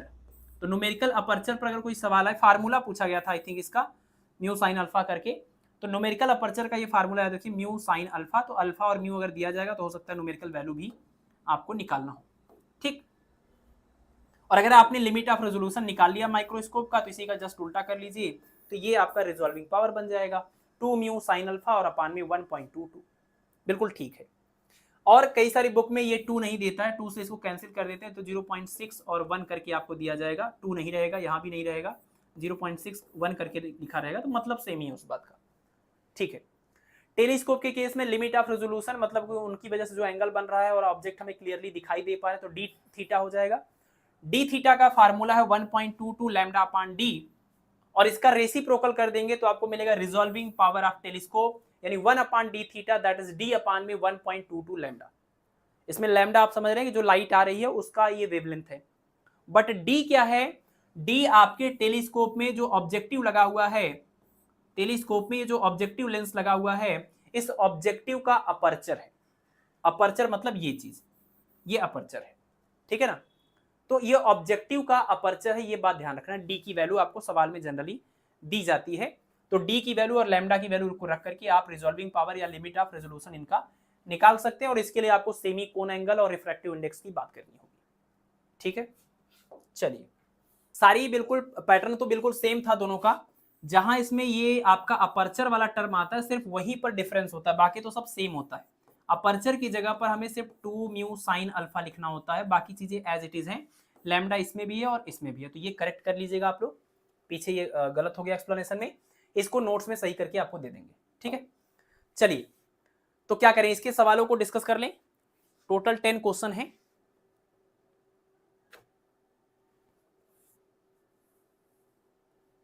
हाँ, लैम्डा होता है, बिल्कुल लैम्डा होता है, हमने लिख दिया है, वो गलत था।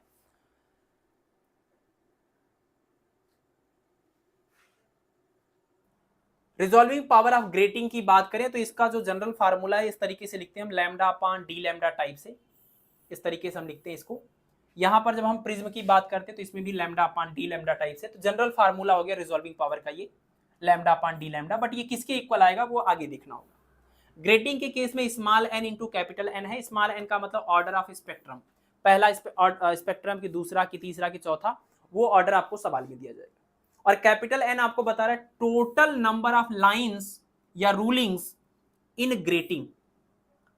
ध्यान दीजिए कि आपने पीछे फार्मूला पढ़ा हुआ था E plus D is equal to 1 upon N dash, और हमने आपको बताया था N dash is the number of lines या रूलिंग्स इन पर सेंटीमीटर, और यहां कैपिटल एन क्या है, यह total number of lines in grating.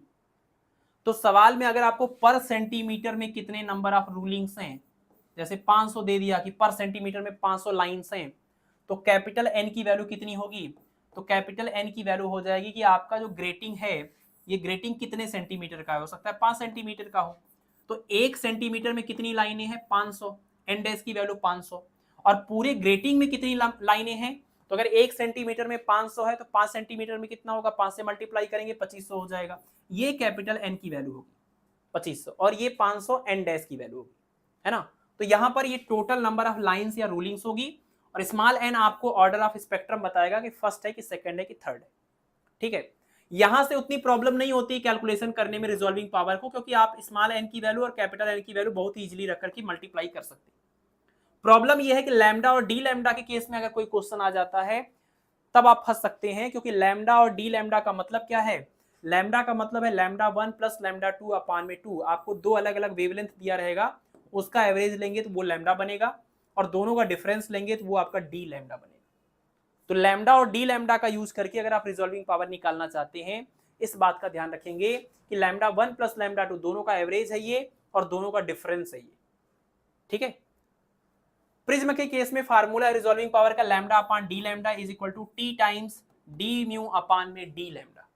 ठीक है, ठीक है, चलिए तो प्रॉब्लम्स पर आते हैं सीधे, और हम प्रॉब्लम्स को एक काम करते हैं, फ्रेम कर देते हैं, कैलकुलेशन आप कर लीजिएगा, इसको फ्रेम कर देते हैं, कैलकुलेशन आप कर लीजिएगा, और इसको हम सॉल्व करके पीडीएफ में आपको डिटेल्स में ये प्रोवाइड करेंगे। जैसे the mean separation of 2 points on moon that can be resolved by a 500 centimeter telescope aperture is, मतलब चंद्रमा के ऊपर कोई दो पॉइंट के बीच का मीन डिस्टेंस या एवरेज डिस्टेंस आपको बताना है। आप इन दोनों पॉइंट को यहां से अर्थ से देख रहे हैं, और मान लीजिए कि इसने ये एंगल जो बनाया वो डी थीटा है या थीटा है। आपको इन दोनों पॉइंट्स के बीच का एवरेज डिस्टेंस बताना है, और जो आप टेलीस्कोप यूज कर रहे हैं उस टेलीस्कोप का अपर्चर का आपको जो डायमीटर दिया हुआ वो आपको दिया हुआ है कितना, यानी डी की वैल्यू ये है 500 सेंटीमीटर। ठीक है, और आपसे ये डिस्टेंस पूछ रहे हैं। तो आपने अभी अभी डिफिनीशन में पढ़ा कि टेलीस्कोप से किसी भी दो ऑब्जेक्ट को अगर वो मिनिमम डिस्टेंस पर रखे हुए हैं और हम उसको क्लियरली देख पा रहे हैं, इसका मतलब कि उनकी वजह से जो एंगल बन रहा है यहां पर, वो एंगल को हम बोलेंगे लिमिट ऑफ रिजोल्यूशन। मतलब ये एंगल है लिमिट ऑफ रिजोल्यूशन, यानी यही वो एंगल है कि इससे कम एंगल पर आप रिजॉल्व करके नहीं देख पाएंगे क्लियरली, और इससे ज्यादा एंगल पर तो आप देख लेंगे। तो मिनिमम वो एंगल जिस पर आप इन दोनों ऑब्जेक्ट को क्लियरली देख पा रहे हैं वो है आपका लिमिट ऑफ रिजोल्यूशन, थीटा या फिर डी थीटा। तो अब बताइए, अगर आप लिमिट ऑफ रिजोल्यूशन इसका निकालना चाहें तो लिमिट ऑफ रिजोल्यूशन का फार्मूला क्या हो जाएगा। आपने अभी अभी फार्मूला पढ़ा था कि 1.22, ये फार्मूला है 1.22 लैम्डा और अपान में स्मॉल डी, ये है लिमिट ऑफ रेजोल्यूशन का फार्मूला। टेलीस्कोप के लिमिट ऑफ रेजोल्यूशन का फार्मूला 1.22 लैम्डा अपान डी, और अगर आप इसका रिजॉल्विंग पावर निकालेंगे तो इसका उल्टा हो जाएगा। तो 1.22 lambda upon D limit of resolution D theta is equal to, अब आप इसको सॉल्व करके 1.22 लैम्डा की वैल्यू क्वेश्चन में गिवन होनी चाहिए। लैम्डा दिया हुआ 5500 एंगस्ट्रॉम, 5500 इंटू 10 पावर -10 करेंगे तो मीटर बन जाएगा, और अपर्चर का जो साइज है 500 सेंटीमीटर, इसको आप 500 गुणे 10 के घात माइनस कितना कर लेंगे, 2 कर लेंगे तो ये मीटर में हो जाएगा।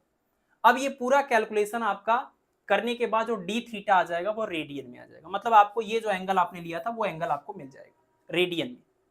ठीक है, और जैसे ये एंगल आपको मिल जाएगा, अब इसके बाद अगर आपको ये डिस्टेंस निकालनी है तो ये डिस्टेंस निकालने के लिए आपको लिखना पड़ेगा कि angle is equal to arc upon radius, है ना, आर्क अपान क्या, रेडियस। और रेडियस का मतलब कि ये पूरी डिस्टेंस इन दोनों के बीच की, जहां पर हम बात कर रहे हैं मून पर, और हम जहां से मेजर कर रहे हैं इन दोनों के बीच का हमें डिस्टेंस, यानी ये वाला डिस्टेंस या ये वाला डिस्टेंस हमें पता होना चाहिए, जो कि आपको दिया भी है कि डिस्टेंस ऑफ मून के ऊपर ये दोनों पॉइंट हैं, डिस्टेंस ऑफ मून फ्रॉम अर्थ, यहां से हमें इसका डिस्टेंस दिया हुआ है उन दोनों पॉइंट्स का। तो एंगल इक्वल टू हो जाएगा आर्क अपान में रेडियस, और ये हो जाएगा 4 × 10⁵ किलोमीटर है, तो इसको आप मीटर में 1000 से मल्टीप्लाई करके कन्वर्ट कर लीजिए।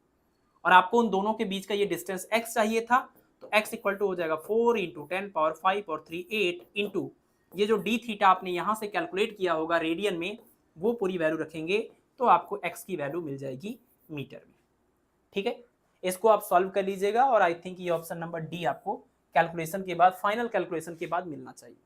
तो इसको आप डिवाइड करके मल्टीप्लाई कर लीजिएगा, आसान है वैसे, ये 1 1 बन जाएगा, फिर इससे आप इसको मल्टीप्लाई कर लीजिएगा, 10 के ऑर्डर को एक साथ कर लीजिएगा, ये करने के बाद चेक कर लीजिएगा आंसर। तो ये पूरा क्वेश्चन हमने फ्रेम कर दिया है। तो करें what will be the minimum number of lines in a grating, number of lines in grating आपसे पूछ रहे हैं, एन की वैल्यू आपसे पूछ रहे हैं, और क्या बोल रहे हैं, which will just resolve in the second order, मतलब ऑर्डर ऑफ स्पेक्ट्रम क्या है, स्मॉल एन जो होता था ऑर्डर ऑफ स्पेक्ट्रम, उसकी वैल्यू 2 है। The lines whose wavelength are this, तो वेवलेंथ जो दिया हुआ वो एक, तो उसमें λ1 ले लीजिए और एक को आप λ2 ले लीजिए, तो 5890 एंगस्ट्रॉम सोडियम की D1 लाइन है, और ये 589 क्या है 6 एंगस्ट्रॉम D2 लाइन है, D1 D2 लाइन जो सोडियम की होती हैं। तो आपको λ1 λ2 दिया हुआ है, आपको स्मॉल n दिया हुआ, आपसे कैपिटल N पूछ रहे हैं, और आपको फार्मूला पता है, resolving power lambda upon D lambda equal to small n into capital N। ये किसके लिए है, ये आपका है रिजॉल्विंग पावर ऑफ ग्रेटिंग के लिए, रिजॉल्विंग पावर ऑफ ग्रेटिंग के लिए। तो आप क्या करेंगे, कैपिटल N की वैल्यू निकालनी है, तो कैपिटल N इक्वल टू कितना हो जाएगा, lambda upon D lambda into में स्मॉल n की वैल्यू हो जाएगी 1/2, और लैम्डा का मतलब इन दोनों का एवरेज 5890 5896, अगर इन दोनों को ऐड करेंगे तो आप देख लीजिए सब कुछ सेम है, तो ये 6 का और 0 का एवरेज बना के 3 बनेगा, तो 5893 आपको मिल जाएगा क्या एवरेज। और अपान में डी लैम्डा मतलब इन दोनों का डिफरेंस कितना आएगा, 6 आएगा। बस हो गया, 6 से इसको डिवाइड करके 2 से भी डिवाइड कर लीजिए, आपको इसका आंसर मिल जाएगा। कितना मिलेगा, ये लगभग ये 982 कुछ ये आता है, और 2 से डिवाइड करते हैं तो कितना हो जाएगा, ये 4 हो जाएगा, और ये 9 हो जाएगा, और लगभग 491 के आसपास ये मिलता है। इसका आंसर ऑप्शन नंबर ए हो जाएगा। ठीक है ना। तो ये सवाल बहुत फेमस है, और करना कुछ नहीं है, लैम्डा अपान डी लैम्डा में बस लैम्डा और डी लैम्डा को लिखने का तरीका पता हो, और स्मॉल n को order of spectrum, capital N को total number of lines in grating, total number of lines in grating, पर सेंटीमीटर में नहीं, टोटल ग्रेटिंग में जितनी भी टोटल लाइनें हैं उनकी संख्या को ये रिप्रेजेंट करता है कैपिटल N। ठीक है, सवाल बहुत ही आसान होते हैं इन सारे टॉपिक के, बट आपको फार्मूले एग्जैक्टली याद होने चाहिए। ठीक है, जैसे मिसिंग ऑर्डर का फार्मूला अगर आपको याद हो, E upon E plus D is equal to M upon N, इसमें ये मिसिंग ऑर्डर है, ये स्मॉल n, और n की वैल्यू आप 1 2 3 ऐसे रखते हैं, और इधर E upon E plus D होता है। तो अगर ये गलत ना हो तो फिर क्वेश्चन बहुत ही आसान है, कोई बहुत उसमें मतलब क्वेश्चन को करने में बहुत कुछ प्रयास नहीं करना है, क्वेश्चन जिस फार्मूले के ऊपर बेस्ड है उसके टर्मिनोलॉजी क्लियर होनी चाहिए। क्वेश्चन नंबर 3 देखिए, the radius of first zone, radius of first zone, अब देखिए फर्स्ट जोन बोल दिया मतलब ऑर्डर ऑफ जोन आपको क्लियर है कि ऑर्डर ऑफ जोन n की वैल्यू कितनी हो जाएगी, स्मॉल n। जो फार्मूले की बात करते हैं, फोकल लेंथ की बात करते हैं उसमें, या ऑर्डर की बात करते हैं, तो जहां भी स्मॉल n आया था वो हमारा ऑर्डर ऑफ जोन को रिप्रेजेंट कर रहा था।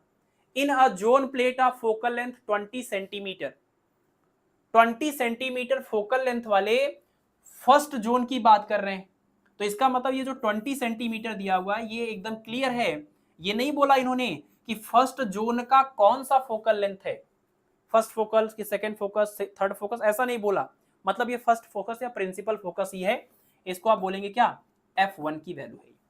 आगे दिया हुआ for the light of wavelength 5000 angstrom, light आपको दिया हुआ लैम्डा 5000 एंगस्ट्रॉम।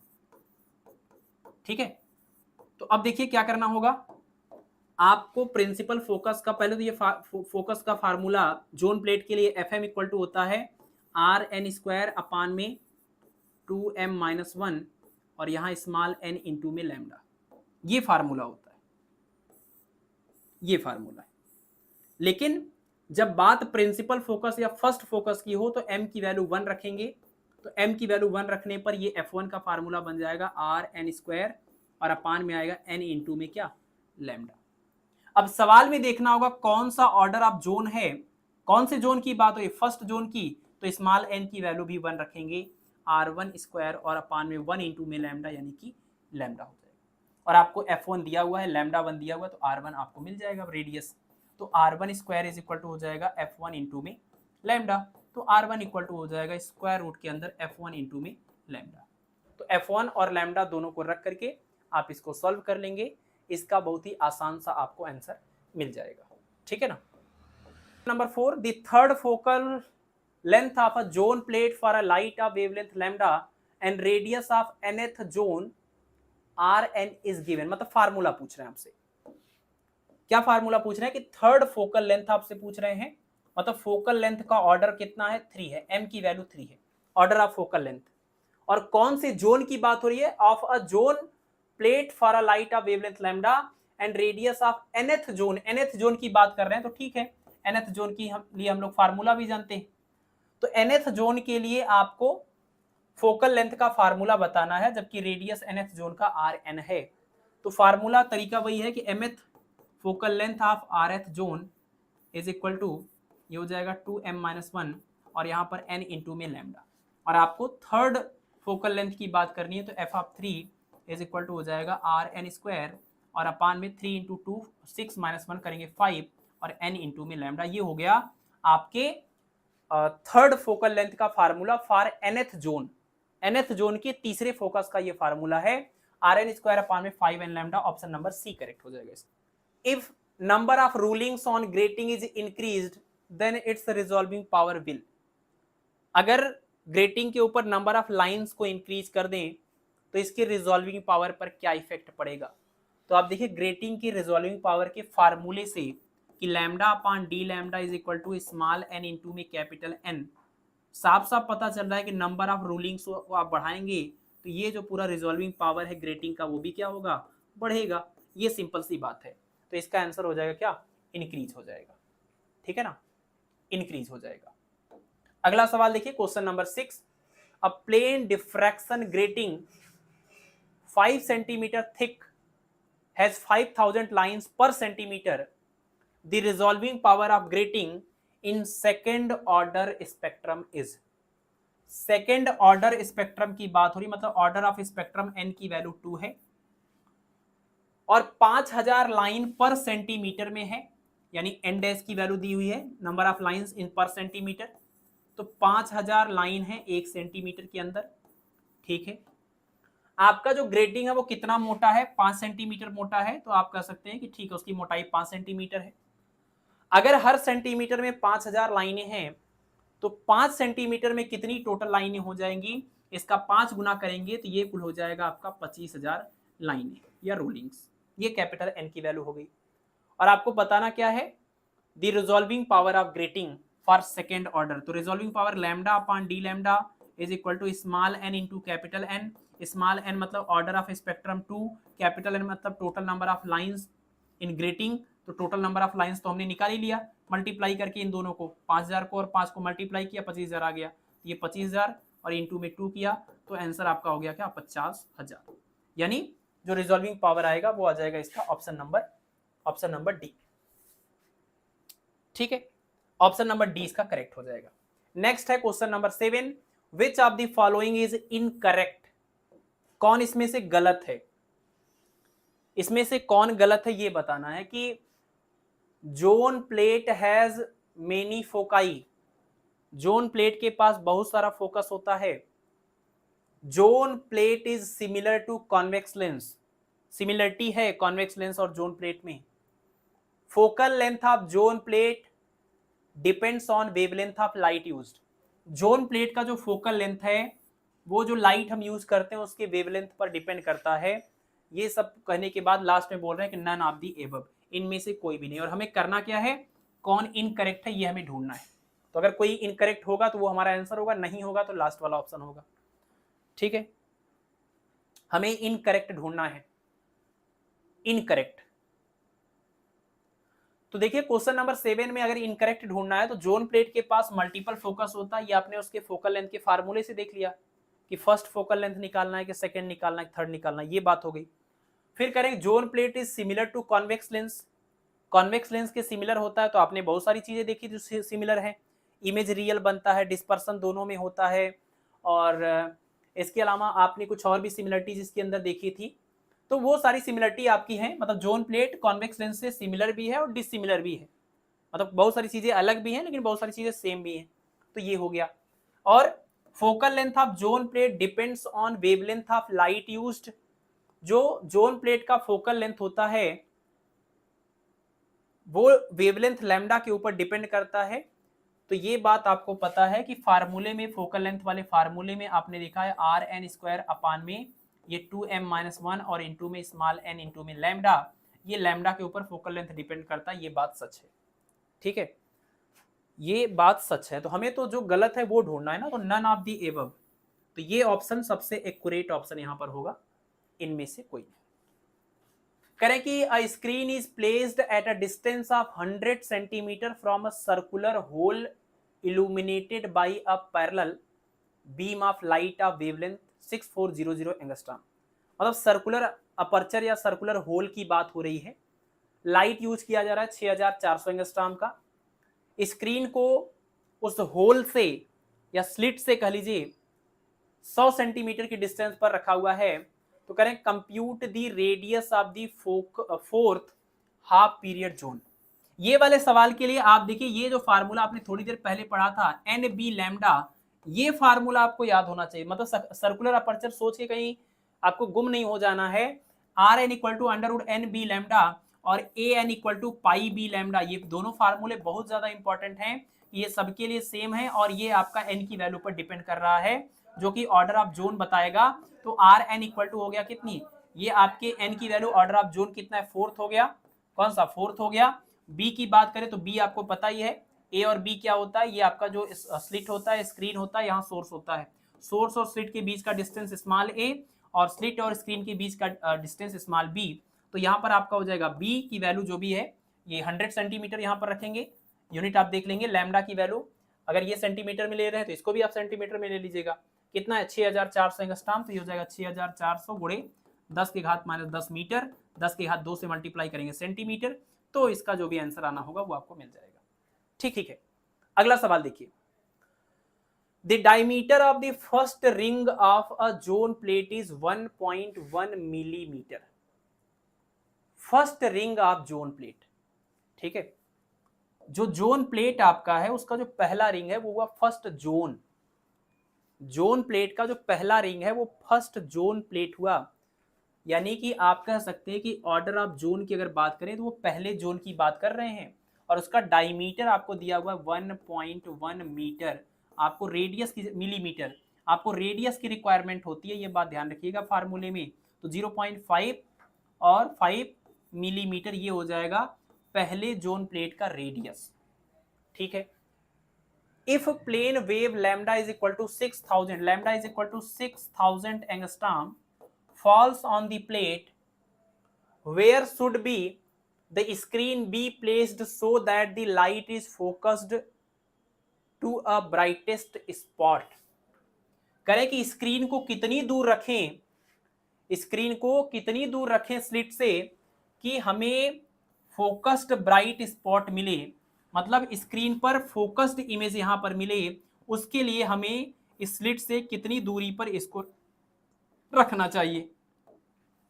थोड़ी देर पहले हमने इसी बात का जिक्र किया था कि जो आपका ये जोन प्लेट होता है जो आप यहां पर यूज करेंगे उसके पास मल्टीपल फोकस होते हैं। तो अगर ये जो आपका पहले जोन की प्लेट की बात हो रही है तो जो पहला जोन प्लेट आपका है इसका कोई फर्स्ट फोकल लेंथ होगा, उसका कोई सेकंड फोकल लेंथ होगा, इसका कोई थर्ड फोकल लेंथ होगा, इसका कोई फिफ्थ फोकल लेंथ होगा, अलग अलग फोकल लेंथ हैं इसके बहुत सारे। तो किस जगह पर सबसे ज्यादा लाइट जो है वो फोकस होती है ये हमने आपको स्टार्टिंग में बताया। अगर किसी सवाल में नहीं मेंशन है कि कौन से फोकस की बात है तब भी प्रिंसिपल फोकस, और अगर किसी जगह ये मेंशन है कि फर्स्ट प्रिंसिपल फोकस, तब भी वही बात। और अगर किसी जगह पर ये बात हो रही है कि लाइट सबसे ज्यादा जहां फोकस होती है वो वाले लेंथ की बात, तो ये वाली लेंथ भी आपकी क्या हो जाएगी, फर्स्ट फोकल लेंथ या प्रिंसिपल फोकल लेंथ। सबसे ज्यादा लाइट जो है यहां से जो पास होती है वो यहीं पर फोकस होती है, मतलब सबसे ज्यादा वाला जो ब्राइट होता है वो यहां पर बनता है पहले फोकस पर। यहां भी ब्राइट, यहां भी ब्राइट, यहां भी ब्राइट मिलेगा, फोकस होगी लाइट बट उतनी नहीं होगी जितनी यहां पर होगी। तो ब्राइटेस्ट स्पॉट के लिए आपको फर्स्ट या प्रिंसिपल फोकस की बात करनी होगी, प्रिंसिपल फोकल लेंथ की, है ना, f1 की बात करनी होगी। तो आप देखिए फार्मूला आपको यूज करना होगा फोकल लेंथ वाला, f इक्वल टू क्या हो जाएगा, ये हो जाएगा आर एन स्क्वायर अपान में 2m-1 और इंटू में n इंटू में लैम्डा। फर्स्ट फोकस के लिए आपको ये m की वैल्यू 1 रखनी होगी, तो ये पूरा 1 हो जाएगा। तो फार्मूला बन जाएगा आर एन स्क्वायर और अपान में n into lambda.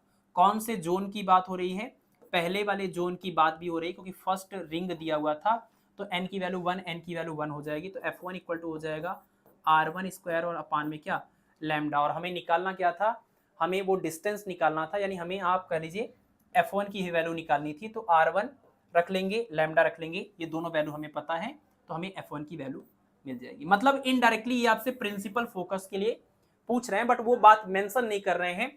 Brightest spot पर अगर आप स्क्रीन पर ब्राइटेस्ट स्पॉट चाहते हैं तो कितनी दूर होना चाहिए, इसके फर्स्ट प्रिंसिपल फोकस के इक्वल डिस्टेंस पर रखेंगे तो वहां पर सबसे ज्यादा ब्राइट इमेज आपको मिलेगी। तो फर्स्ट फोकल लेंथ की डिस्टेंस पर आपको रखना पड़ेगा, तो f1 निकालना है। चलिए आज की इस क्लास का ये लास्ट क्वेश्चन है, और ये क्वेश्चन भी आप देख लीजिए। आपको क्या करना है कि an object is placed eight 20 centimetre from a zone plate and the brightest image is situated at 20 centimetre from the zone plate. ठीक है, जोन प्लेट से, ये जोन प्लेट है, ये स्क्रीन है, यहां से 20 सेंटीमीटर की डिस्टेंस पर आपको इमेज मिल रहा है, और यहां से जो आपका ऑब्जेक्ट है वो 20 सेंटीमीटर की डिस्टेंस पर इधर रखा हुआ, ये ऑब्जेक्ट है। तो 20 सेंटीमीटर की डिस्टेंस पर ऑब्जेक्ट है, 20 सेंटीमीटर की डिस्टेंस पर आपको इमेज मिल रहा है, और आगे कह रहे हैं कि कहा गया ये आपका लैम्डा जो है वो 4000 एंगस्ट्रॉम है, जो लाइट यूज हो रहा है, लैम्डा की वैल्यू है 4000 एंगस्ट्रॉम। तो कह रहे हैं calculate the number of Fresnel's zone in a radius of 1 centimetre of that plate. मतलब जो प्लेट हम यहां यूज कर रहे हैं, इस प्लेट का रेडियस हमें दिया हुआ कितना, इसका रेडियस दिया हुआ 1 सेंटीमीटर। तो 1 सेंटीमीटर वाले इस सर्कुलर प्लेट के अंदर कितने जोन प्लेट बनेंगे उनकी संख्या बतानी। ठीक है, देखिए इसके लिए आप सबसे पहले क्या करेंगे, लैम्डा आपको पता है, और ये हुआ, इसको आप लोग क्या बोलते थे, इसको हम लोग बोलते थे स्मॉल ए और इसको हम बोलते थे स्मॉल बी। और फोकल लेंथ का formula 1/f equal to 1/a plus 1/b के अकॉर्डिंग कर लीजिए, या आप ये formula 1/f equal to 1/v minus में 1/u कर लीजिए। तो 1/v मतलब इमेज की डिस्टेंस हो जाएगी 20, माइनस 1/u ये ऑब्जेक्ट की डिस्टेंस हो जाएगी माइनस में 20, तो ये प्लस करेंगे तब भी ये 1/20 प्लस 1/20 आएगा, दैट इज 2/20 हो जाएगा, ये हो जाएगा 1/f की वैल्यू। तो f की वैल्यू हो जाएगी कितनी, 10 सेंटीमीटर। मतलब आपका ये जो जोन यहाँ पर जो जोन प्लेट बनेगा उसका जो फोकल लेंथ आएगा वो फोकल लेंथ आ गया 10 सेंटीमीटर। ठीक है ना, फर्स्ट फोकल लेंथ। अब आपको ये पता करना होगा कि आपको जो पूरा ये प्लेट दिया हुआ है इसका रेडियस है 1 सेंटीमीटर। ठीक है, और आपको निकालना है कि इसके अंदर 10 सेंटीमीटर प्रिंसिपल फोकल लेंथ वाले कितने जोन आ सकते हैं, 10 सेंटीमीटर प्रिंसिपल फोकल लेंथ वाले कितने जोन प्लेट आ सकते हैं, जोन बन सकते हैं इस जोन प्लेट के अंदर। ठीक है, तो देखिए इसमें क्या कर सकते हैं, आपके पास ये फार्मूला है कि f is equal to R N square और अपान में यहां पर ये हो जाएगा 2m माइनस में 1 और इंटू में n इंटू में लैम्डा, और ये होता है आपका ऑर्डर ऑफ जोन, ये होता है आपका ऑर्डर ऑफ जोन। तो ऑर्डर ऑफ जोन अगर आपको निकालना है n, तो n इक्वल टू कितना हो जाएगा, ये f को इधर लाइएगा, और ये फर्स्ट फोकस की बात कर रहे हैं, प्रिंसिपल फोकस की बात कर रहे हैं, तो ये 1 रखेंगे तो ये भी 1 हो जाएगा, आपको मिलेगा आर एन स्क्वायर और अपान में ये यहां से आ जाएगा f1 और यहां पर क्या, लैम्डा। ठीक है, ठीक है ना।